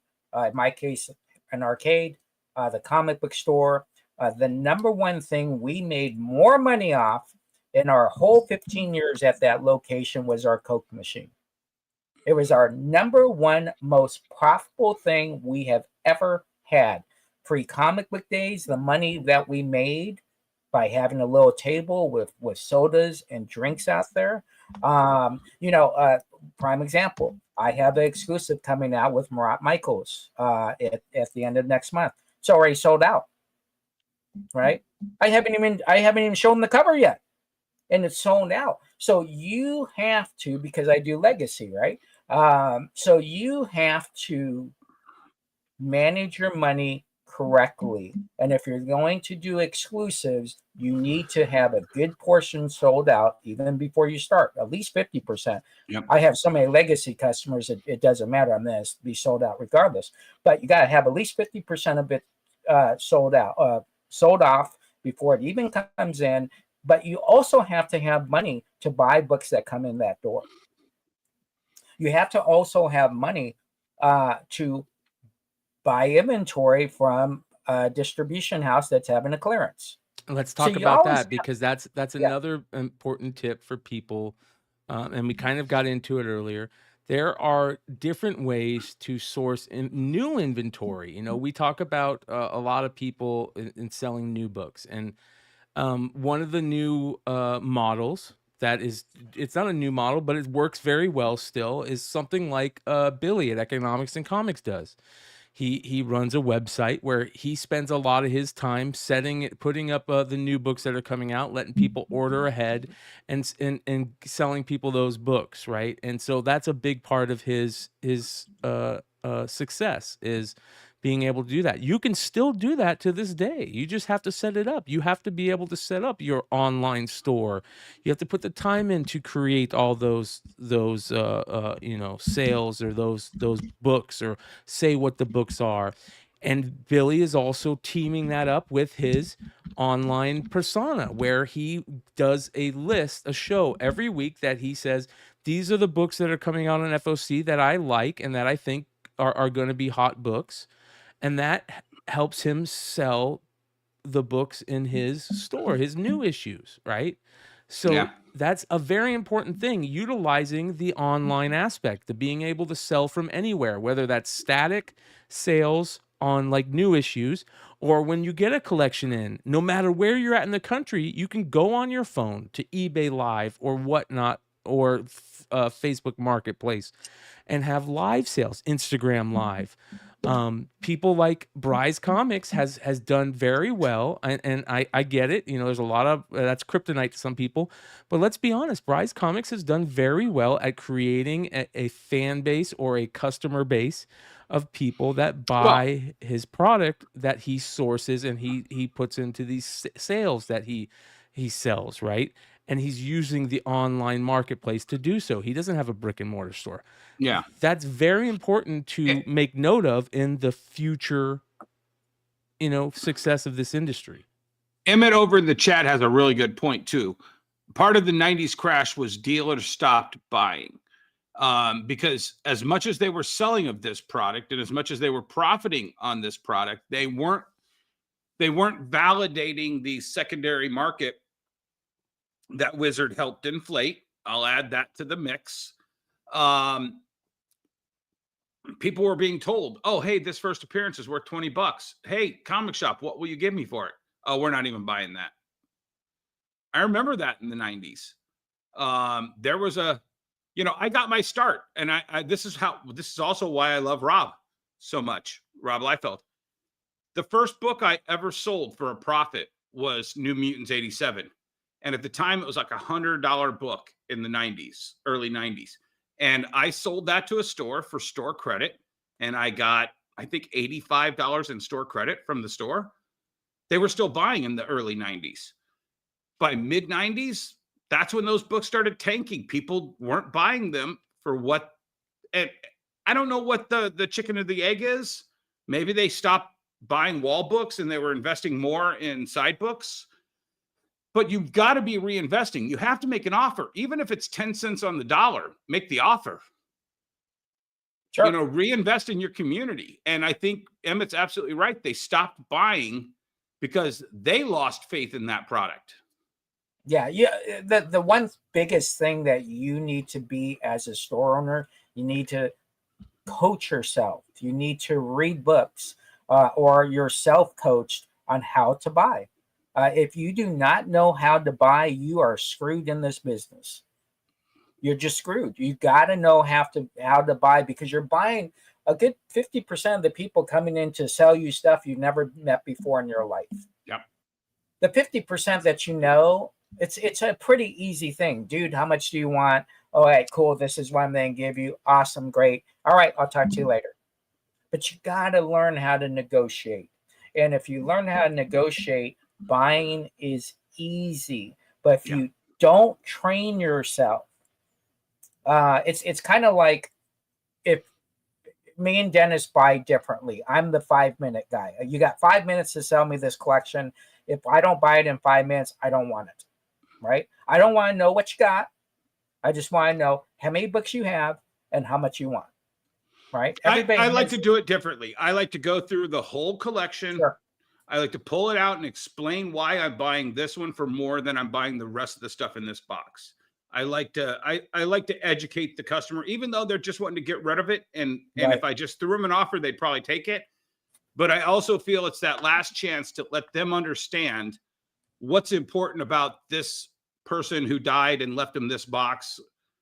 It's just more of the community that that I like. Everybody has their way to buy. Yeah, everybody has their way to buy. The notion is you got to be able to negotiate. You got to keep in mind, negotiating is the less spoken, is the easiest way to buy. The more you speak, like Dennis is saying, I have spoken to people where their dad has passed away, and you start explaining stuff. In the end, they're like, "Oh, you know what? I don't even want to sell this anymore," which is fine, which is great. Yeah, that's not a big deal. I don't need your. The one thing I will tell you, folks, when you're buying, it's a very simple thing. You don't need the product. Yeah. Never think you have to have the product. Don't get emotional over any purchase. Yeah, it's kind of like the guy. I don't know who it was. I bought $175,000. I don't know. Is that big? That was Bryan, actually. Oh, was it? Oh, yeah. I'm like, cool, but that's not really a big collection. But at the end of the day, $175,000 is not a big collection. Not in the buying world. When you're buying big collections, that's probably a smaller collection. You mean money wise or number of books wise? I would say money wise. Really? Because you got to keep in mind the collection can't be worth $175,000. Right? The collection has to be worth more. What, $400,000 to spend $175,000? Wow, so, you really think so? That's this is the type of information that I love finding out, and this is what is good to know. Like I watched Bry's. If you guys don't know what we're talking about, Bry's Comics put out a video saying that he bought a $175,000 collection. He talked about how he sourced a bunch of collections over the past, couple of months, and he created his own mystery packs, and created these packs of he did his own whatnot packs, and he bought these collections and put these major keys in these collections. And he was talking about, one collection was 175,000, one collection was, 46,000. And I'm thinking 175,000 is a big collection. And you're saying that it's not? Well, it's a little, it depends on what your purpose is. Bryan intends to quick flip this. If you were buying this to put on your wall in your store and wait for the customer to come and buy it, that's a lot of money to sink on a wall. Right, exactly. Okay, but if you have a purpose that you need these books for, and let's just pretend Bry's last mystery boxes was 250,000. He grossed 250,000 off of his last golden ticket. Then 175 is nothing to do that again and hope to get 300,000 out of your next mystery. Yeah. I think what you're thinking is someone who's not in the buying world. You're just thinking, hey, I see this collection at the swap meet. I'm gonna buy this, and you go sell it. But in the bigger boy, the bigger girl world, that's a basic collection, and he probably has the most basic common keys in there. The big keys, but those are common keys are in every collection.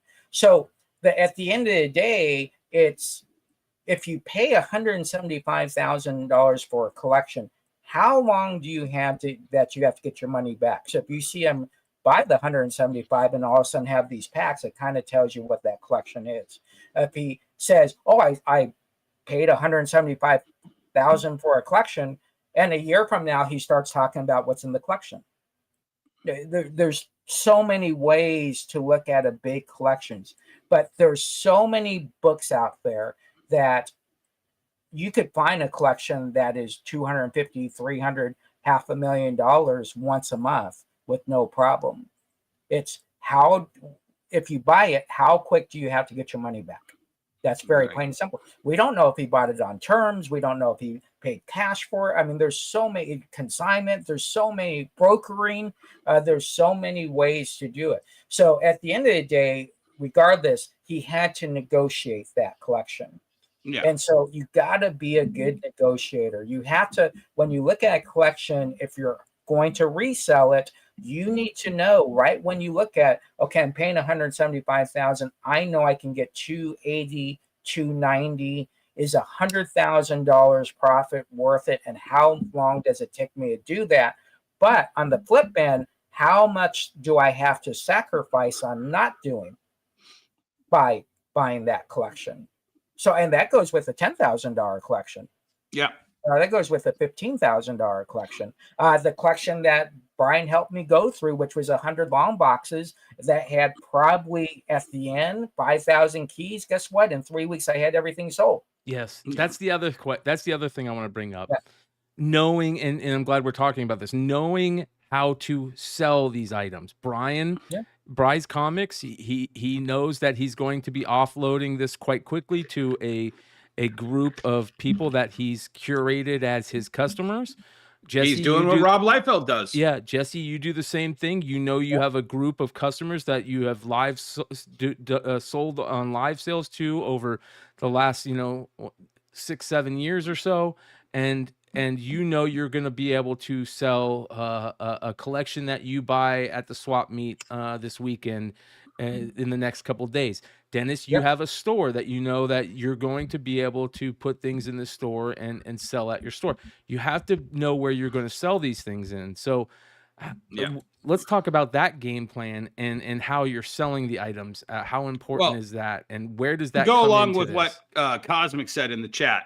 And you do have to storage and space. And I know Jesse and Dennis do.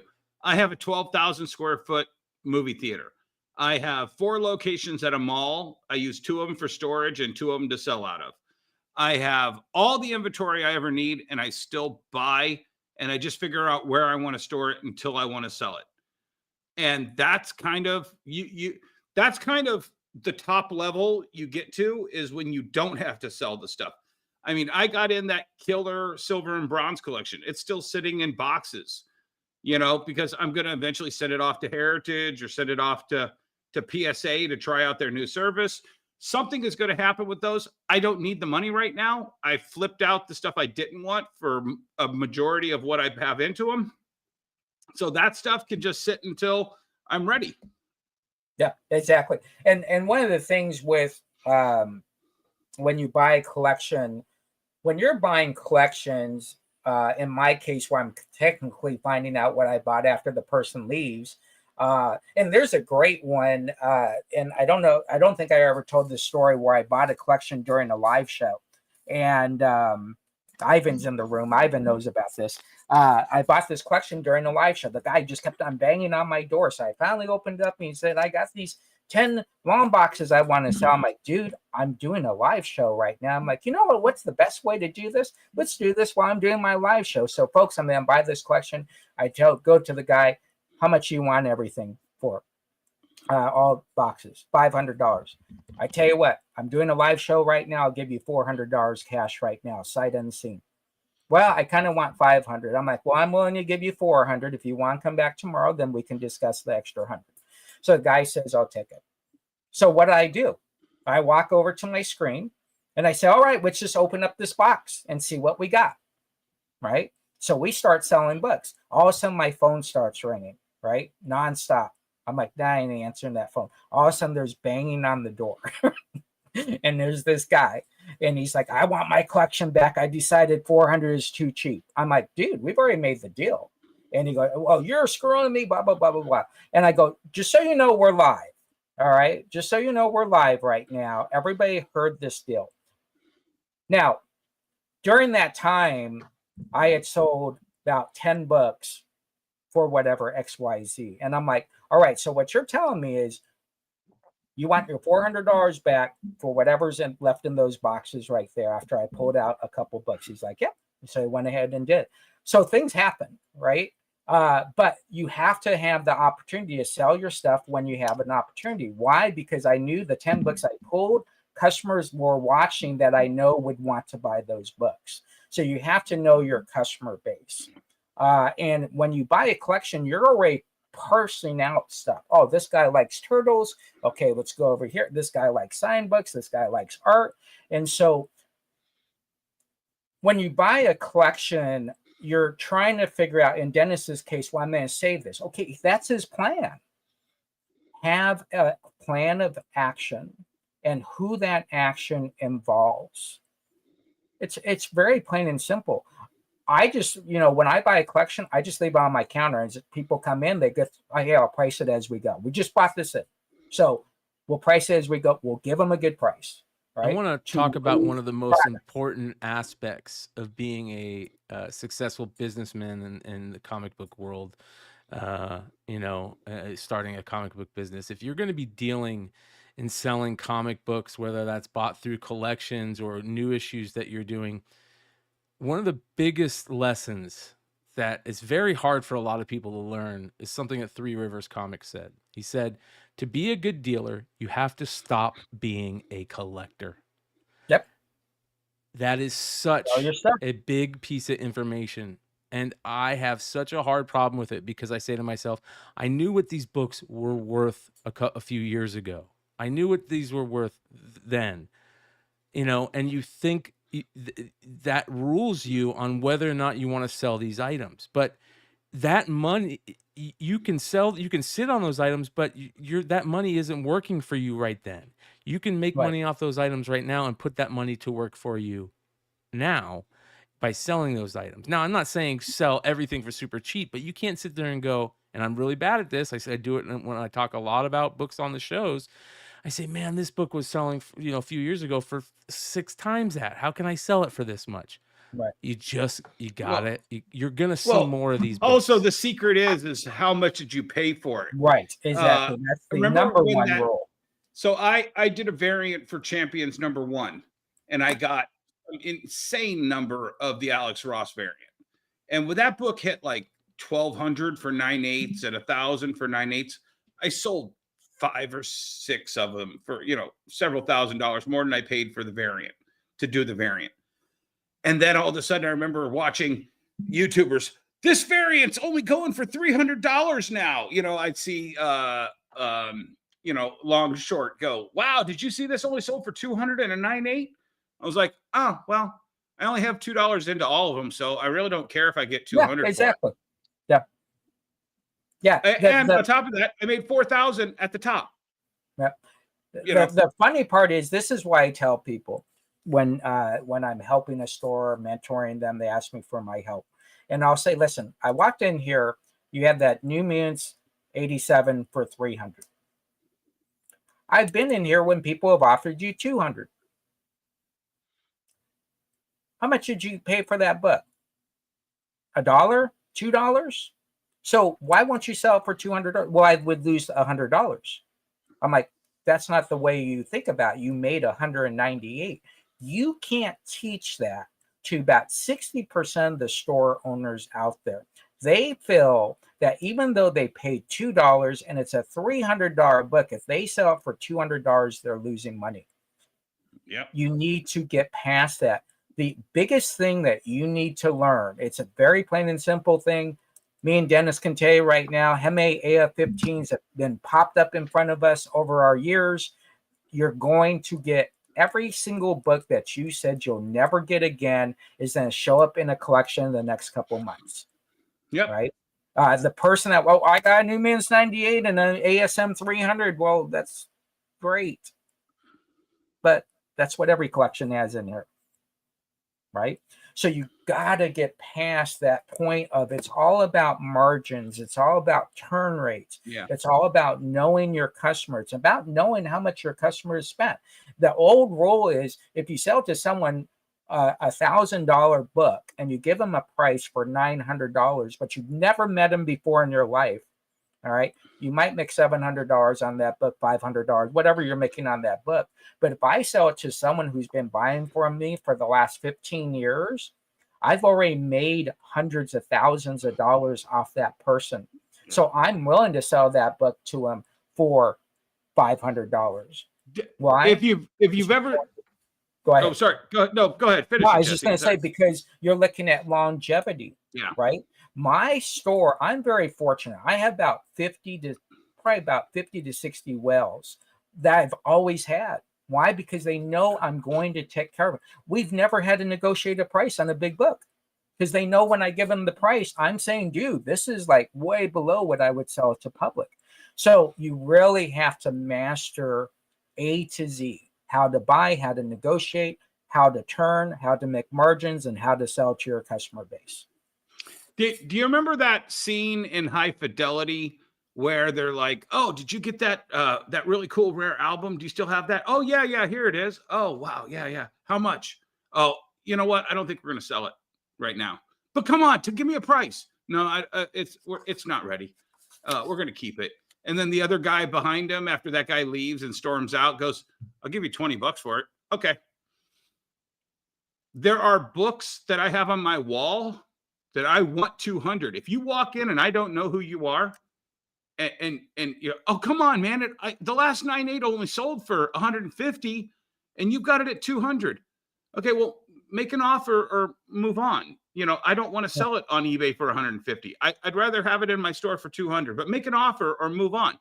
And then Jesse comes in and goes, "Oh, you got that for 200. Will you take 140 for it?" "Yeah, sure, Jesse, here you go."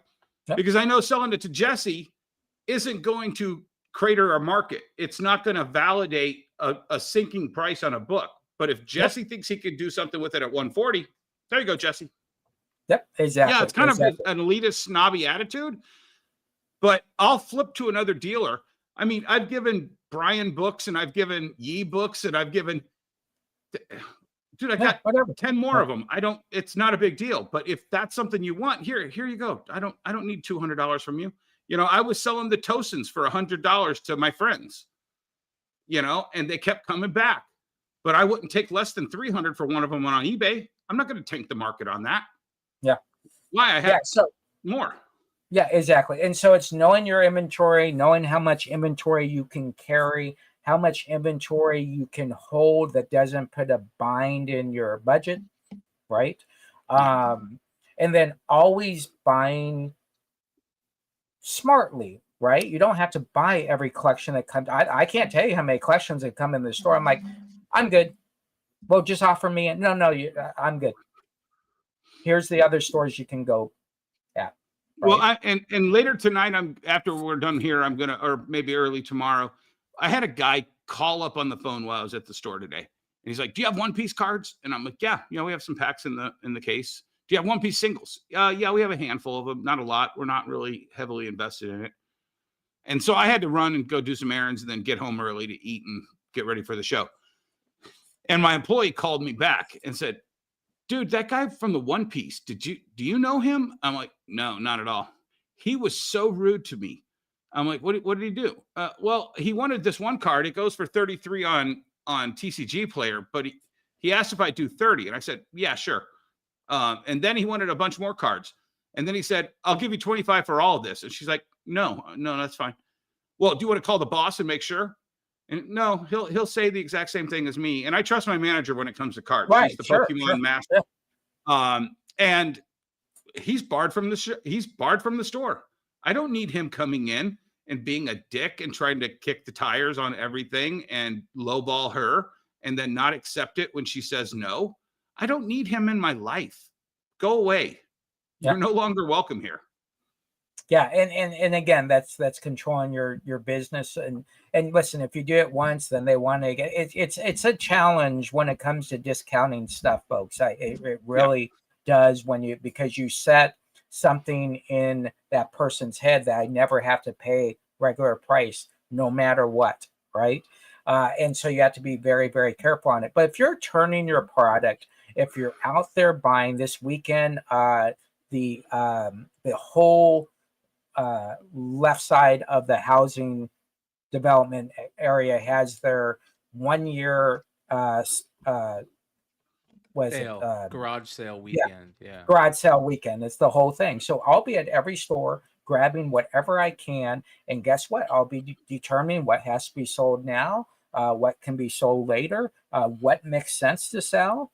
I have to deal with Shannon, who keeps 25% of the Disney stuff that I buy, and she always picks out the expensive stuff. But you gotta, I think the one thing that we have not said is you also gotta have fun doing this. Yeah. Oh, yeah. Absolutely. Yeah. I mean, I was talking to somebody yesterday. If you can't, I actually did an interview in 1996 or 7. I can't remember when it was.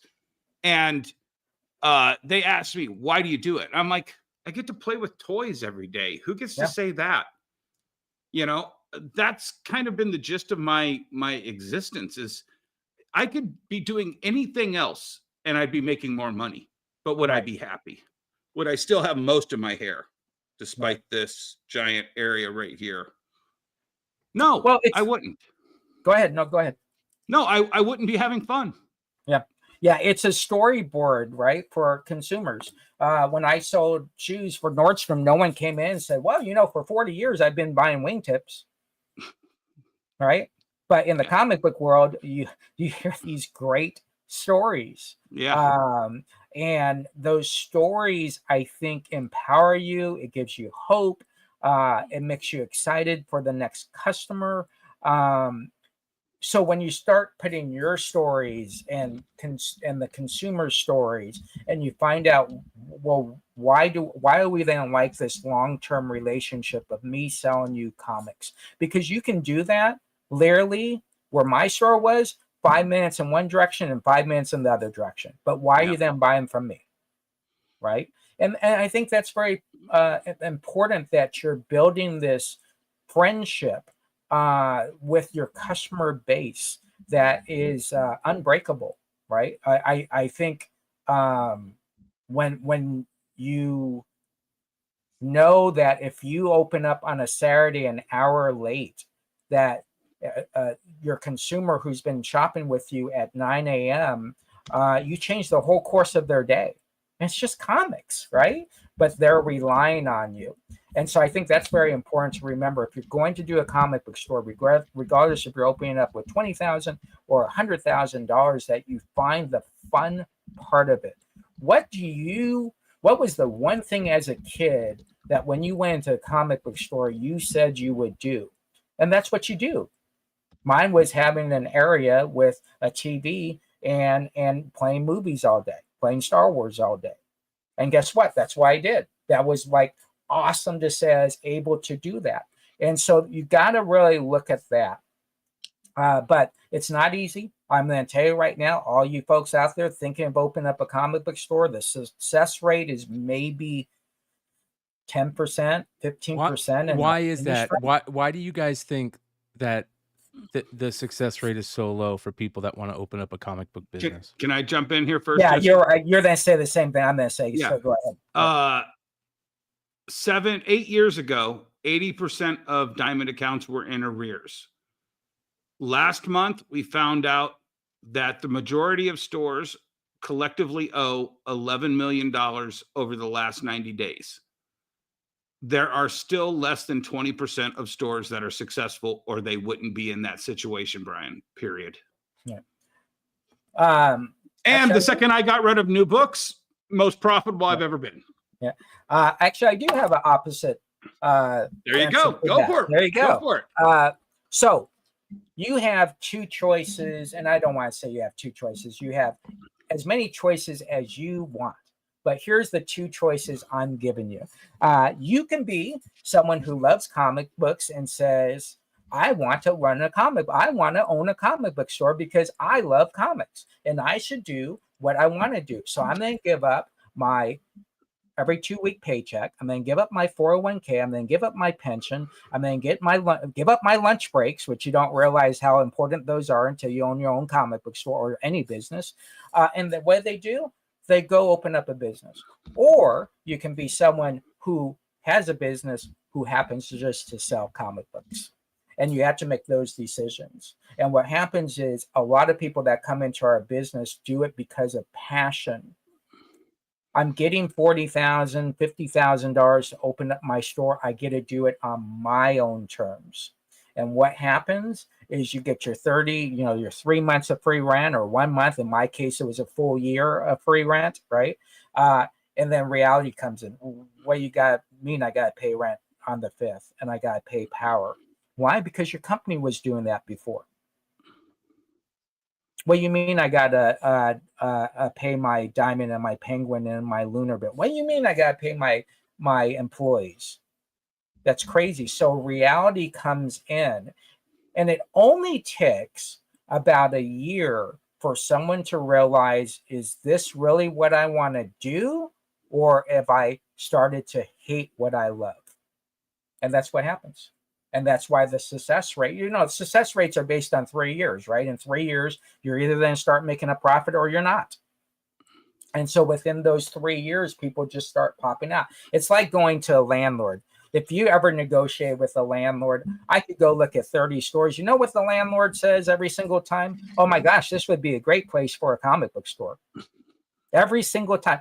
Bullshit, dude. You never thought of a comic book store coming into your plaza. Nope. And all of a sudden, this is the greatest place for a comic book store, right? So it's because of passion, and there's nothing wrong with that, but you gotta coach yourself. When you hear, I can't believe I gotta work 5 days a week or 6 days a week, and I'm sitting there saying, man, I went 13 years working 6.5, 7 days a week. And that was up to me. I'm not saying you have to do that, but there's a passion that you have to do. And there's a responsibility in the comic book world that it changes your mindset when you start getting into this business. It's dirty. No one there is to help you.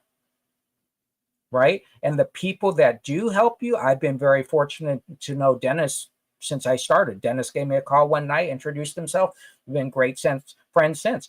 We haven't agreed on everything, but that's part of being friends. Right. But it's very rare that you can come into most time when you go into industries, you go through classes and tutorials and everybody says, dude, you just started. I really can't sell to you until you get established. And that's the interesting thing about comic books. Yep. When you call Diamond and say, I want to open a comic book store, there's none of that. Yep. This show right here is the closest thing there is to that. The videos I'm making on YouTube, that's the closest thing there is to that. The videos Emmet's doing over on his channel, Haven for Heroes, that's the closest thing to that. There's no course on how to open a comic book store. There's no mentorship from they used to be only place you could buy comic books. Yep. There's no mentorship from Lunar. There's no mentorship from Penguin. There never was for Diamond. Apparently there was 30 years ago, but not anymore.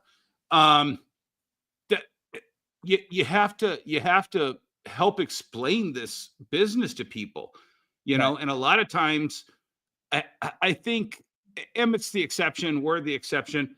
Too many of those comic shops look at every single competitor as an opposition. I don't. If you're good, you're going to rise to the top. They can open whatever they want, wherever they want, and it's not going to affect you. Yeah. And again, it's relationships. I always tell this story, and I'll say it again. I go to Baltimore, and we're at the Baltimore Museum, Jeppy's Museum, and he's talking to 8 store owners from Arizona. And I turn the corner and Jeppy says, oh, Jesse, what are you doing? Puts his arm around me. I go, oh, you're talking to the AZ posse. And he looks at me, he goes, oh, so all you guys are from AZ, Arizona. You have to get to know people in this industry. It was funny. I ran into Greg Capullo in an airport for a connecting flight out to San Diego. And he's like, oh, Detroit, what's up? He had no idea he was in Detroit for a layover. He just knew this guy right here is the guy from Detroit. Yeah.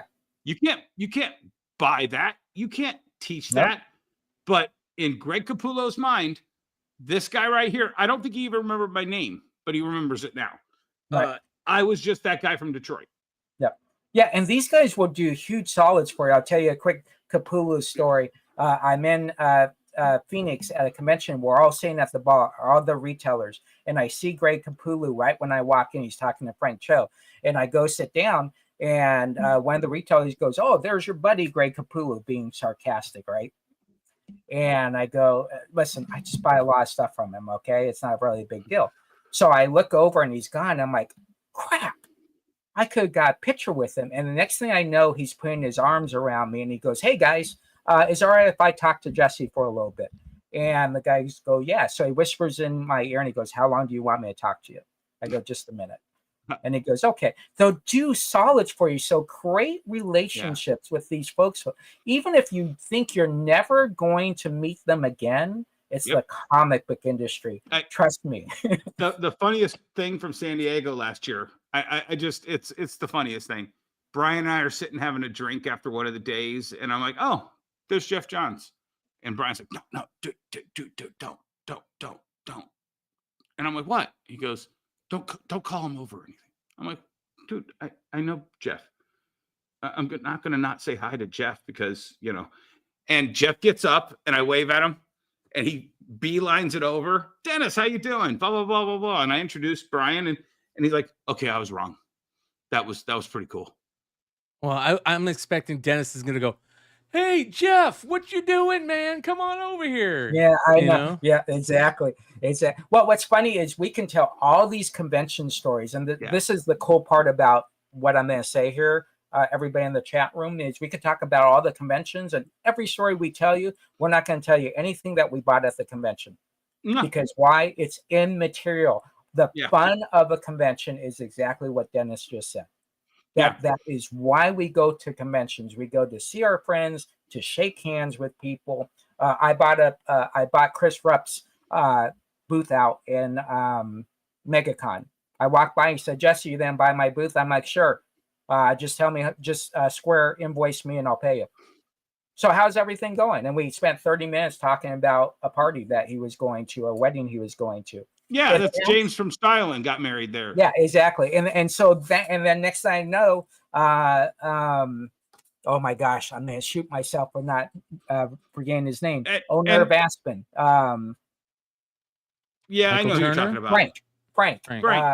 Yeah. Frank is in the booth. So I talked to Frank for a while, and then Brett Cates comes by. I talked to Brett Cates for a while. It's synergy in this comic book industry. If you just open your ears, shake hands, hang out. And let me tell you something. You only have to hang out with someone for a minute at a party. Yeah. Just don't ignore them, right? That's just be friends. So, getting back to what the question was, that's all tied into that investment. Your $20,000 that you're investing pales in what you personally, yourself, are going to invest in your life doing this business. Right. It's not all about investing in comics. It's about investing. I guarantee you when Jesse was 12 years old and was selling that first comic book at the store in front of that giant cash register, he never thought he was going to tell Stan Lee that get out of this picture. I wanted to get a picture with John Byrne or whoever. What was that? Was that the story? Yeah. He never thought Jack Kirby would be coming into the store. He never thought, at some point he would call this person friend, that person friend. He could pick that phone up and call that person. You don't do it for this, but as you do it, this becomes a thing. I guarantee you, Emmet didn't know that Scott Snyder was going to walk in the store and do an interview.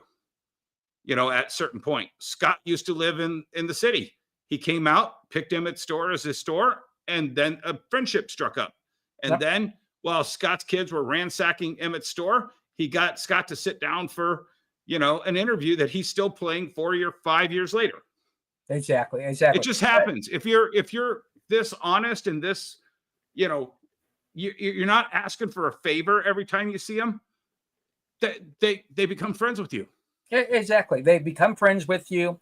There's still a part, and I want to say this because I think it's very important in this conversation about opening up a comic book store. There's still an innocence of comics. And there's still an innocence of being a comic book store owner. There's still an innocence of being a comic book fan. The problem with that, it doesn't get you views on YouTube of that innocence. It's the opposite.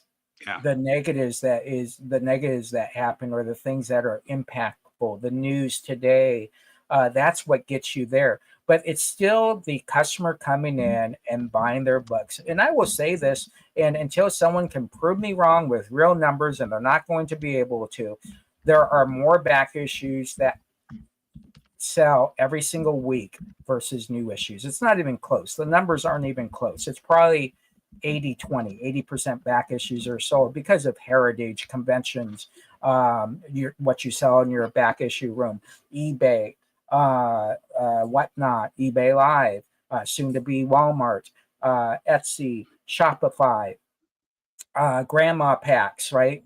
People that sell grandma packs, they sell tons of them. And so I don't want people to think, oh my gosh, you got to be hardcore business. Jesse comes from corporate America, so you got to be corporate. No, you don't. You have to be yourself.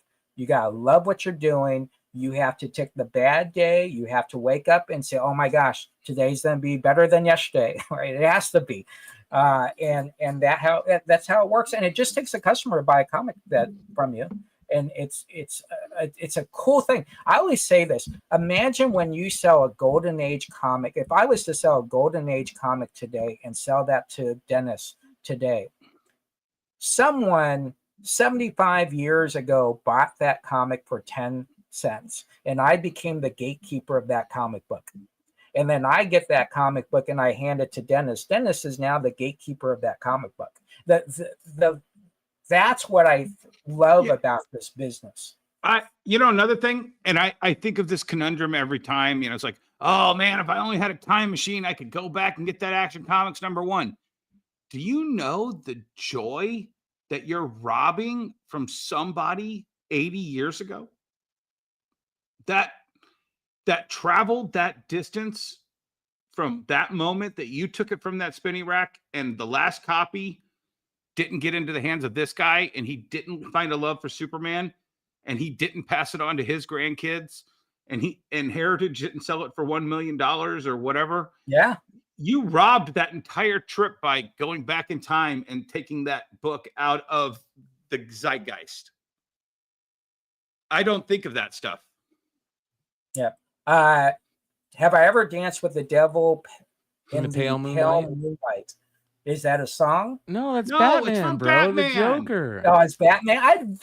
When was the last time I watched the? I asked that of all my prey. Michael Keaton. The Michael Keaton this Batman. This is crazy. Just so everybody knows, I've never seen a Marvel and I've never seen a DC movie, and I have no intent on doing it. So I guess the answer is yes. If that question is a good question, and if it's no, then obviously not.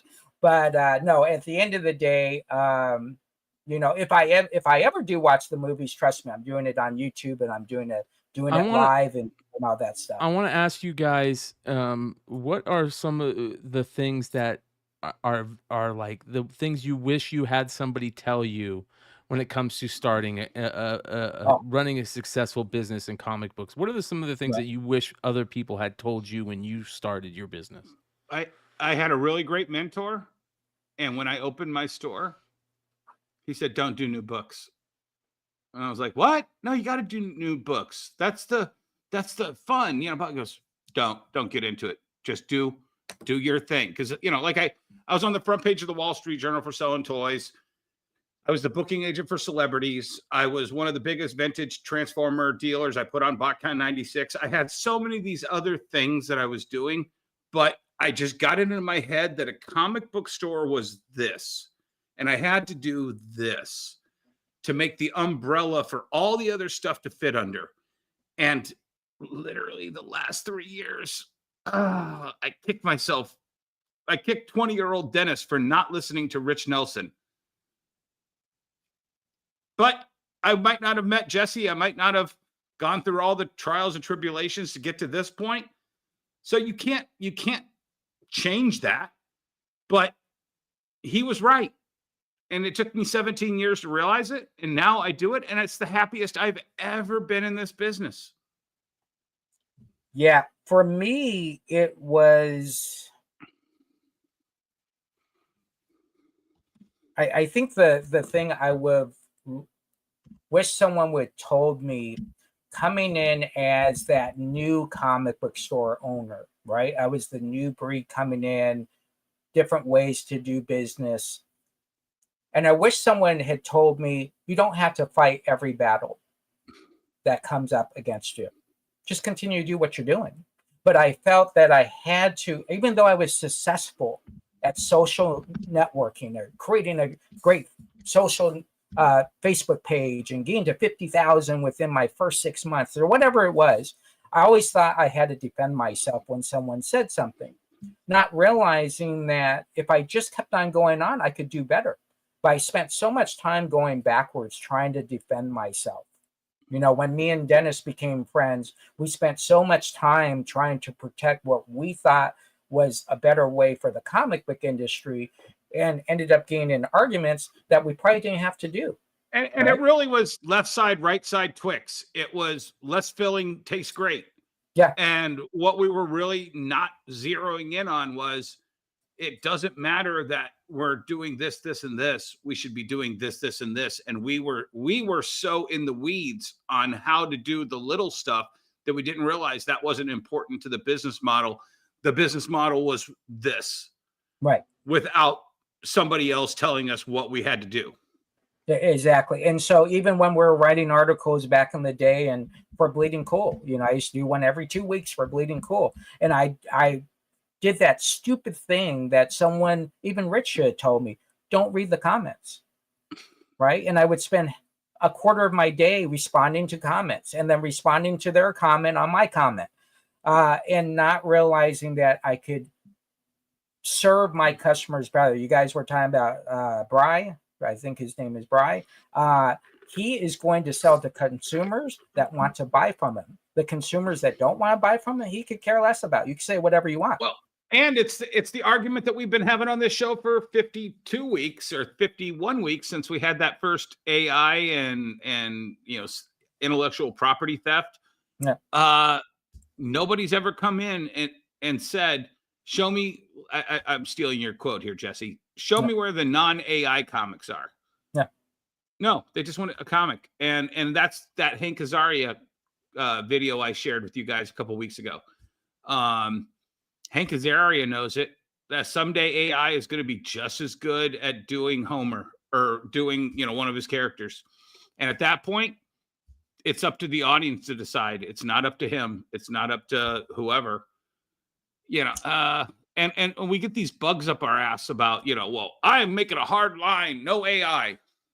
How do you know that your writers aren't using it for inspiration and then building their story off of an AI?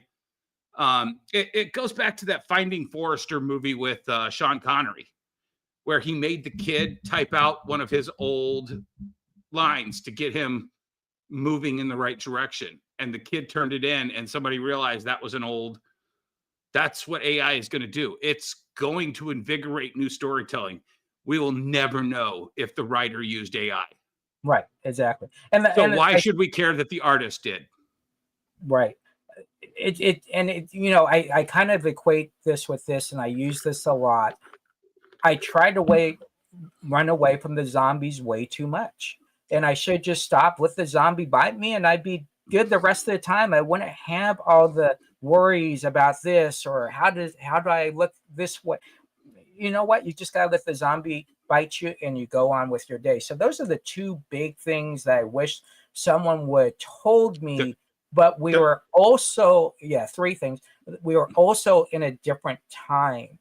Yeah. Because social media was now becoming important in the comic book world. And you got to keep in mind, where we resist AI, or those that resist AI were the same people that were resisting social media when social media first came out, right? They were the same people that resisted live streaming. And so we're just at a point now where you got to go with what today says is the way to sell a comic book. Right. And that's how you do it. So, you know, Bryan, I know you're new at this. What do you wish that you had learned? I think that the thing that the most important thing that I've learned is that what you think is the right way or of doing things might not be the right way of doing things, and what you think is the only way that things are happening is not the only way things are happening. You know, I say it all the time. When I thought I knew everything about being a comic book collector, and really I knew nothing. We get in these own little boxes, and we feel like we have to, like you said, you have to defend yourself against them. You know, you brought up the comments thing. See, I look at it like this. I'm going to figure out a way to answer more of the comments in a way that says to people, hey, my mind can be changed too. I'm not right on everything too. So that's one of my things is that, I don't know everything, and not everything I say is the right thing. And it's okay to change your mind on things. You don't have to stand on a certain hill and die on that certain hill. And not everything is black and white in this world. As a matter of fact, it's the opposite. It's a gray matter. And the other important thing I think is creating relationships is important. That to me is probably the most important thing I've learned, is that creating relationships is important. And it's more important than making money. Making money isn't the everything, and that there's enough money to be made out there for everybody. I think one of the things that I got to be honest with you, there's something that I've learned recently that has really just flipped my mind on end. And that is the fact that businessmen are sharks. They are fucking sharks, Yep. man. And it's very territorial in the comic retailer world in a major way.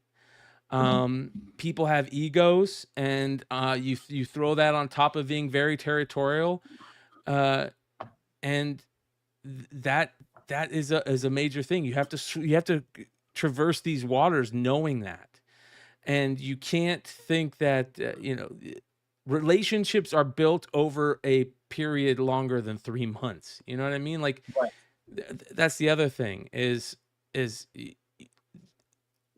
you have to be careful out there in the world of business, whether it's the comic book business or any other world. You have to be careful out there when money's involved, because sharks get around money. When money's involved, it's like sharks around blood, right? In the water. People just, they go crazy, and not everything is about making money. And that's a weird thing to say when you're talking about business. But for me personally, I don't want to have to think that way all the time with the people that I surround myself with.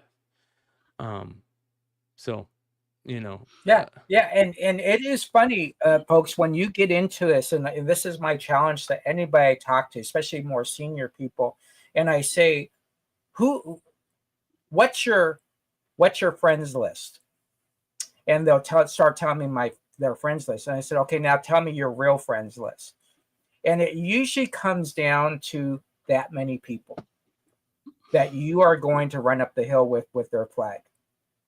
And everybody else is cool, but these are the 10 people you can say, hey, you know what? I think I'm going to be doing a Popeye book, and he's going to be in 2099, and he's then, I was joking around with Brian, he's going to have a vape instead of a thing, and all that stuff, and I don't have to worry about going anywhere.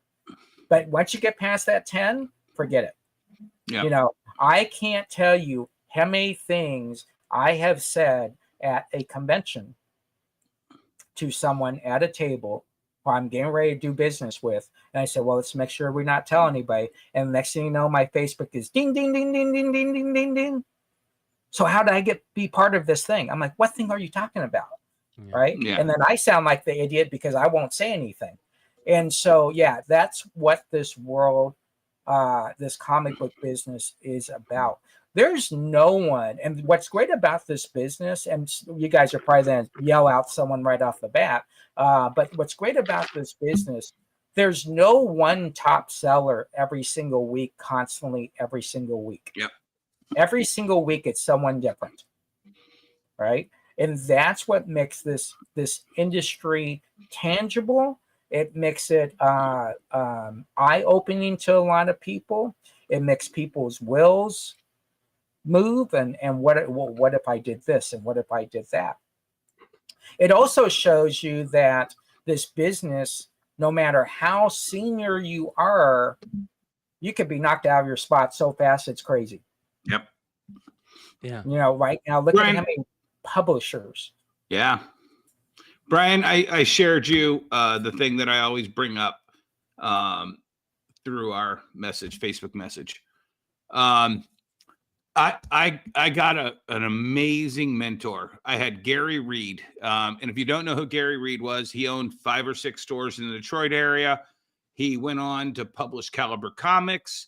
When Todd McFarlane decided he wanted to make some toys, he was best friends with the guy who was the first CEO of McFarlane Toys. He was the president of McFarlane Toys. He then became a biology professor at college and decided to take somebody like myself under his wing and help me put on my first convention. He put on the King Cons here in the Detroit area, which were very well known. And he passed away, and I wanted to speak at his funeral. And this was the lessons that I learned from him. You can never conquer the comic book industry. It's okay to fail or move on. Set your sights on completing the job. Don't do things you don't enjoy. Work with people you like. Give your knowledge and experience freely. It's the one I love the most. Don't be afraid to try new things. Work can wait if you have family waiting. Don't worry about your legacy. No one is immortal. Live life to the fullest because you never know when it's your time. I take all those to heart almost every day. When I hear Jesse talking about half of that, what you just said, Jesse, is on that list. Of the other half, Bryan, is on that list. Exactly. And we will word things differently, but we will always end at the same spot, at the same goal. And so that's very, very important. But at the end of the day, your desire to open up a comic book store at a set amount of dollars is achievable. And whatever dollars you want to use is achievable. Is there a notion you're going to overspend? Absolutely. When I opened up my store, I bought all new cases. Why? Because I thought that's what you were going to do, we're supposed to do. And then after I bought all my cases, I go to the swap meet and there's 10 cases for a third of the price, all brand new. And so you're going to learn as you go. You have to hire people, and some of these people you don't know. So you have to learn how to trust people and read an application and do follow-ups, giving someone a key holder, sending someone to the bank, look where we are now. I mean, people don't even put their cards in the machine. They just tap your computer. Yeah. They use a phone. They just tap the phone to the computer. Exactly. Phone to your thing. So we have to continue to evolve, and you have to evolve with it. I was talking to someone today about PayPal, and he was talking about how much he hated PayPal. And I'm like, but that doesn't even make sense. And he goes, what do you mean? I go, because there's 3 other ways you can, 4 other ways you can take credit card payments. So the reason why you hate PayPal is you're too afraid to make those other decisions. Make decisions. Start new relationships. And I think that's very, very important. But you will learn all this stuff we are talked about. You're going to learn in real time. All the books you read and all this stuff won't matter about when it comes to real time, right? And I think that's important. I want to say something else that I think is important, and it goes along the lines of, like, to me, how important the relationships are that you do make in this, and it's also about the type of people that you want to surround your brand with also, right? Yep. Like the type of characters that you want to surround your brand with, the like-minded people. Know what your brand means to you And if your brand means that too much to you, then you need to respect somebody else's brand that it means that much to them, and surround yourself with people that think highly of their brand too. That's very important to me. But overall, the relationships are such a big thing, because I Yeah. don't. Here's the thing that probably makes me feel the grossest about what I've learned in the comic industry, is that there's people out there that are just thinking about making money now, the $300 they'll be able to make now, rather than the thousands and thousands of dollars they'll be able to make over a 10-year period with a relationship that could just move exponentially. And they're willing to throw away their character, throw away their morals, throw away their things that they stand by, being honest, or if it's being honest, or if it's being empathetic, having an open mind. You're willing to throw those away quickly to make a buck today, rather than Right. holding on to those things Yeah. and flourishing for a 10-year period. That's very important to me. And I think that making sure that your circle is, if that's the type of thing that you want to do, surround yourself with people that are like-minded in that. Right. So I'll give you one more story, and then I'm done. But I was a booking agent for 5 years. They called me the Jerry Maguire of Star Wars. I had 20 different actors from Star Wars. Any new client would always be referred to me by this actor or that actor. And I was doing a great job. But at the end of it, before my son was born, I had too many of my clients. I'd book them in for a show. I had them a $2,000 guarantee, a flight, hotel per diem. And I'd have the promoter call me up and go, Dennis, what the hell? I've got your client coming in for this show in April, and they're doing this little one-day show 100 miles from me. And I was always in the contract, 300 mile Radius clause. exclusivity. Yeah. And it's a little one-day show. What are they? And I'd call the client up and I'd be like, hey, are you doing this little one-day show? Oh yeah. They offered me $1,000 guarantee, so I took it. Okay, well, I have this show over here that gave you a 2,000. Well, can you make it good? I'm like, no, I can't. I promised that guy you would be there for $2,000. And I actually had this happen more than once, enough for me to come up with this principle. Never do business with somebody who would rather have 100% of 1,000 than 90% of 2,000, because I would make 10% of that 2,000.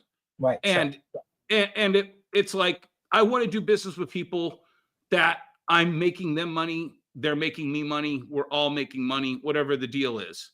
But if they're more concerned with making 100% of 1,000, I can't work with them, because it ruined that $2,000 deal that we were both going to make money off of. Mm-hmm.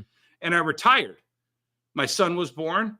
My ex-wife said, you're not going on the road anymore. I raised my children, opened the comic book store instead. And within 2 years, clients are messaging me, Dennis, we were just at this show, and God, everybody said it was so much more civilized when you were running things. This actor was like, I miss Dennis. It's just like 1,000% of 100% of 1,000. Here's something that I also find very interesting. I think it's much harder nowadays to be just someone behind the scenes, and not being out in front. And what I mean by that is, with social media and the person that's running that business and that is that brand is just as important as the brand itself to me in a lot of ways.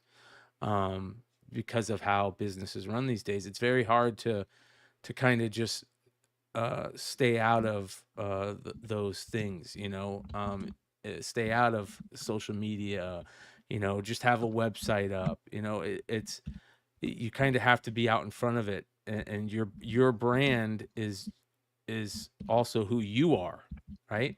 I mean, that's a big part of being a brand these days, is who you are, because people not only want to support a brand, they want to support you, that person. They like the person. We like who that person is. But here's another thing that I find very interesting. There's something to be said about people that reach out and say little things like, "Hey, I just want to say I respect what you're doing, and you know, I saw this because of you, and I want to say thank you, and that type of thing." Like people reaching out and giving people their flowers, now, rather than just making money off those flowers, if that makes sense. Yeah. So It was kind of interesting. When I started posting new videos to Amazon, to YouTube, some of my old videos came up, and I was looking at really old videos 2-3 years ago, and it was my What's Moving with D, where I would just go through what I sold on that day. And two of the videos right next to each other, I think they were like one video apart, was me highlighting the Jimmy Carter wind-up peanut from 1976 or 7 or 8, somewhere in there. And the other one had Gene Hackman's Hoosiers. And it was right on the top. It was the thumbnail I chose for it. Sure. And I was just like, yeah, I was giving them their props in those videos back then. I didn't have to go, oh man, why didn't anybody say anything good about Jimmy Carter? Why didn't anybody say anything good about Gene Hackman when they were alive? I had the opportunity to do that on every show. Highlight something I loved and something I respected. Yeah. So one of the things that we use in corporate, regular retail, it's called AIDA, AIDA, and it's getting someone's attention, right? It's getting their interest in the product. It's making a desire for that product. And then it's also an attraction to own that product to other people. Oh my gosh, those are great looking shoes. Where did you get it? But what's funny about what Bryan just talked about, I don't use that anymore for product. I use that for myself as my brand. And am I getting the attention? Am I making people interested? Do they desire the product that I'm showing just because I'm showing it? They might not even know about the product. And is there attraction for someone to be able to say, oh, I bought that on Jesse James live eBay show? And so you kind of, as you evolve into this world of saying, listen, if I'm going to be on social media, I need to grab someone's attention so that they can tell someone. We're no longer in the world where I need to tell someone to watch me, right? It's, does the watcher tell someone to watch them? And that's how it works in social media. It's the most reverse psychology possible. If you can do a live show and put up a Turok #1 and sell it, there's no way that person woke up that morning and said, if someone put a Turok #1 on a live show, I would buy it.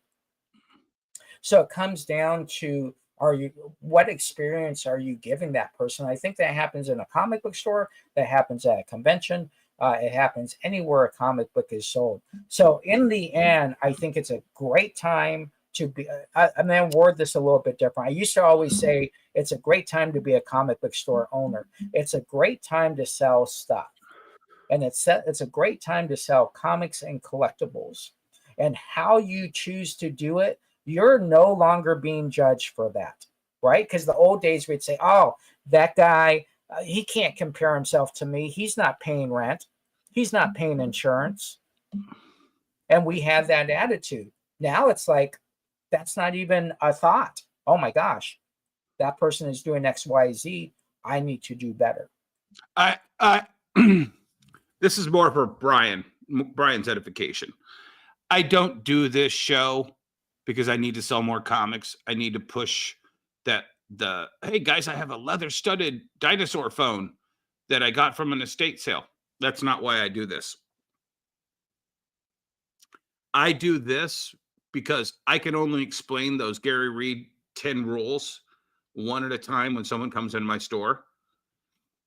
If that conversation comes up, I can only say that at a convention when I'm talking to people walking around the convention. I went to a convention last weekend in Toledo. I went to a convention 2 weekends ago in, where the promoter passed away. You only get that chance when people like Bryan see your worth and give you the platform that you can speak to the 100+ people that aren't hitting the like button, but the 100 people nonetheless that watch the show. And if it gets through to one person, if it helps validate one person, one is better than none. And Bryan helps give us, Jesse and I, this audience, this platform. My own YouTube channel allowed me to say the things that I wanted to say one-on-one to the person watching. That's why it's important to be able to have these platforms, because 99% of the comic retailers don't make the effort. Oh, it's 99.5. I will Right. tell you, this is so out of the norm for a comic book store to do a live show. I'm talking about as a guest. I'm not talking about as main people on the show. I'm talking about just as a guest. 99.5%. If I was to call 100 retailers, I would probably be able to get one or two to come on the show. Right. It's not in their DNA. No. It's okay to protect your words on what you say, and you might be concerned on how other retailers perceive you. And I get that, and I think that's okay. But if you can't talk, you're just talking to the public. So what's the difference? Yeah. We're not, the benefit we have. This is why I like this show. We're not a gotcha show. We're not going to bring on guests and say, oh, well, let me bring up this, type of deal. We've had guests go against guests. I mean, that's fine, but we're not a gotcha show. We're just experiencers, which we're then make sure we say at least once every show. And we invite every retailer come on, and it's just not just our show. Go on any show. I think there are retailers worried about how many people actually watch the show. Oh, well, what if only 10 people watch the show? Who cares? Yeah. I'll give you one more, Bryan. So Facebook was kind of my first foray into this. I did MySpace, but I really didn't care. Facebook. Oh, hey, I'm eating at this restaurant. Oh, hey. And if you saw from that video we shared earlier, I used to always have the ponytail. Mm-hmm. I never had hair as long as Bryan's, but I always had long hair. And the reason I did that was because once a year I donated that to children with hair loss. And I did it like 4 or 5 years in a row. And then my daughter did it every 2 years. And I was walking through C2E2 one time. Guy, I had no clue who he was. One of the 4,000 people that was my Facebook friend. And he's like, Dennis Barger. And I'm like, hey, what's up? And he's like, dude, you don't know me, but I just want to tell you, I donated my hair last week because you did it and your daughter does it. I was just like, that's a reason to keep doing it. Yeah. Yep. Yeah. One kid is wearing that guy's hair because he saw me on Facebook doing it. What's funny is that you brought that up. And I was talking to someone a couple of days ago. Yeah, kids with cancer is really hilarious, Jesse. Come on. No, yeah. When someone shows a NFL Super Pro #1, and they'll tag me in it, and I'm like, that's so freaking cool. Mm-hmm. That person who would never bought an NFL Super Pro #1. Yep. And what happens is you become part of their comic book family. I always talk about comic book therapy. We're always providing comic book therapy. And a comic book fan doesn't know how to pay us back other than buying books from us, right? Yeah. And so they find that one thing. Dennis, I donated my hero. Hey, Jesse, I bought an NFL Super Pro #1, and everybody gives them crap in that. Yeah, it's like Lauren Becker. Every time somebody goes to Olive Garden, they tag Lauren Becker in it. Yeah, exactly. Every time they see a Sizzler, Jesse gets tagged. Exactly, and that's the cool part, right? So you're making an impact. And I think it's great. And so I think this has been a great discussion. I know a lot of you out there who are thinking about opening up a comic book store. You can reach all three of us. All our information is there if you have any questions. And if it works, great. If it fails, at least you attempted to do it, and you never have to second guess yourself in the future. Yep. Yeah. Well, excellent show tonight, gentlemen. We just under the 3-hour mark, which is nice. I do want to say my final thoughts on this whole thing, and I'm going to go back to kind of what we said. I think that also ultimately we have to be open to new ideas. And that maybe not everything that we think is the right way of doing things or is the way of doing things is the way of doing things. That you have to be open to change, open to have your mind changed.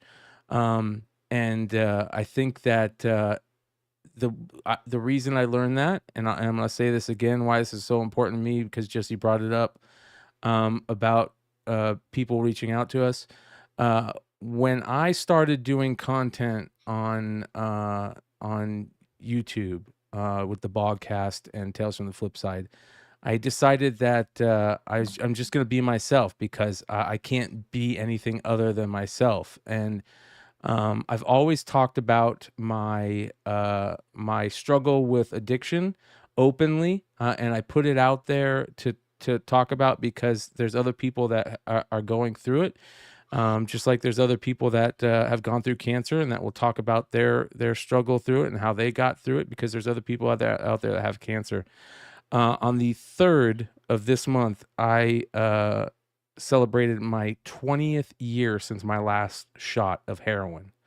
And I think the only reason that I have been able to say that, and why it's important to me, is because I'm honest with myself that things can change, and it's not just one way of doing things. So I'll say that as my final thing. And to everybody out there that's struggling in any way, it's easy to figure it out. Just reach out to somebody, and it's very important to have people in your life that you can have real conversations with. And I hope that everybody out there has at least that one person that they can have those real conversations with, and can take criticism, in a way that, they realize it's good for them. So that being said, much love to everybody out there. Can I give one shout out? One shout out? Of course. Yep. Tomorrow night, young man got a hold of me, Master Swag King Comics. He watches the show, loves our content, asked me to come on his show. I'll be on his show tomorrow night, I think at like around 10 o'clock. Just pay attention. But he's got some really good ideas on how this industry is going, and he's the younger generation, guys. Yep. You got to be able to pay it forward. Amen. And again, to talk about that list that Dennis always talks about, I think it's so important to share that information freely. It's not worth it any other way. So that being said, we'll see you guys next week, next Tuesday, right here on the Industry of Comics Show. We're hoping to have Eric July this Thursday to come in and talk about his distribution model and the future of selling comics in his business mindset. Yep. So we're hoping that's going to happen this Thursday. And we'll be back tomorrow for the Wednesday night review with a market report and this week's new comics, and come hang out with us then. If you're not subscribed, please subscribe. It's very easy. All you got to do is hit a button. If you liked what you saw tonight, hit that like button, hit that thumbs up. If you're able to support us in any other way, we appreciate all of it. And we got some cool things planned for Beyond Wednesdays coming this year. And we'll be talking about that more towards the end of this month. So stay tuned, everybody. That being said, go check out Jesse James Comics Binge Bar on eBay Live, and go check out Wonderworld Comics in the Mall of Monroe, and show these guys some love as well. Peace out, you guys. Go read a comic.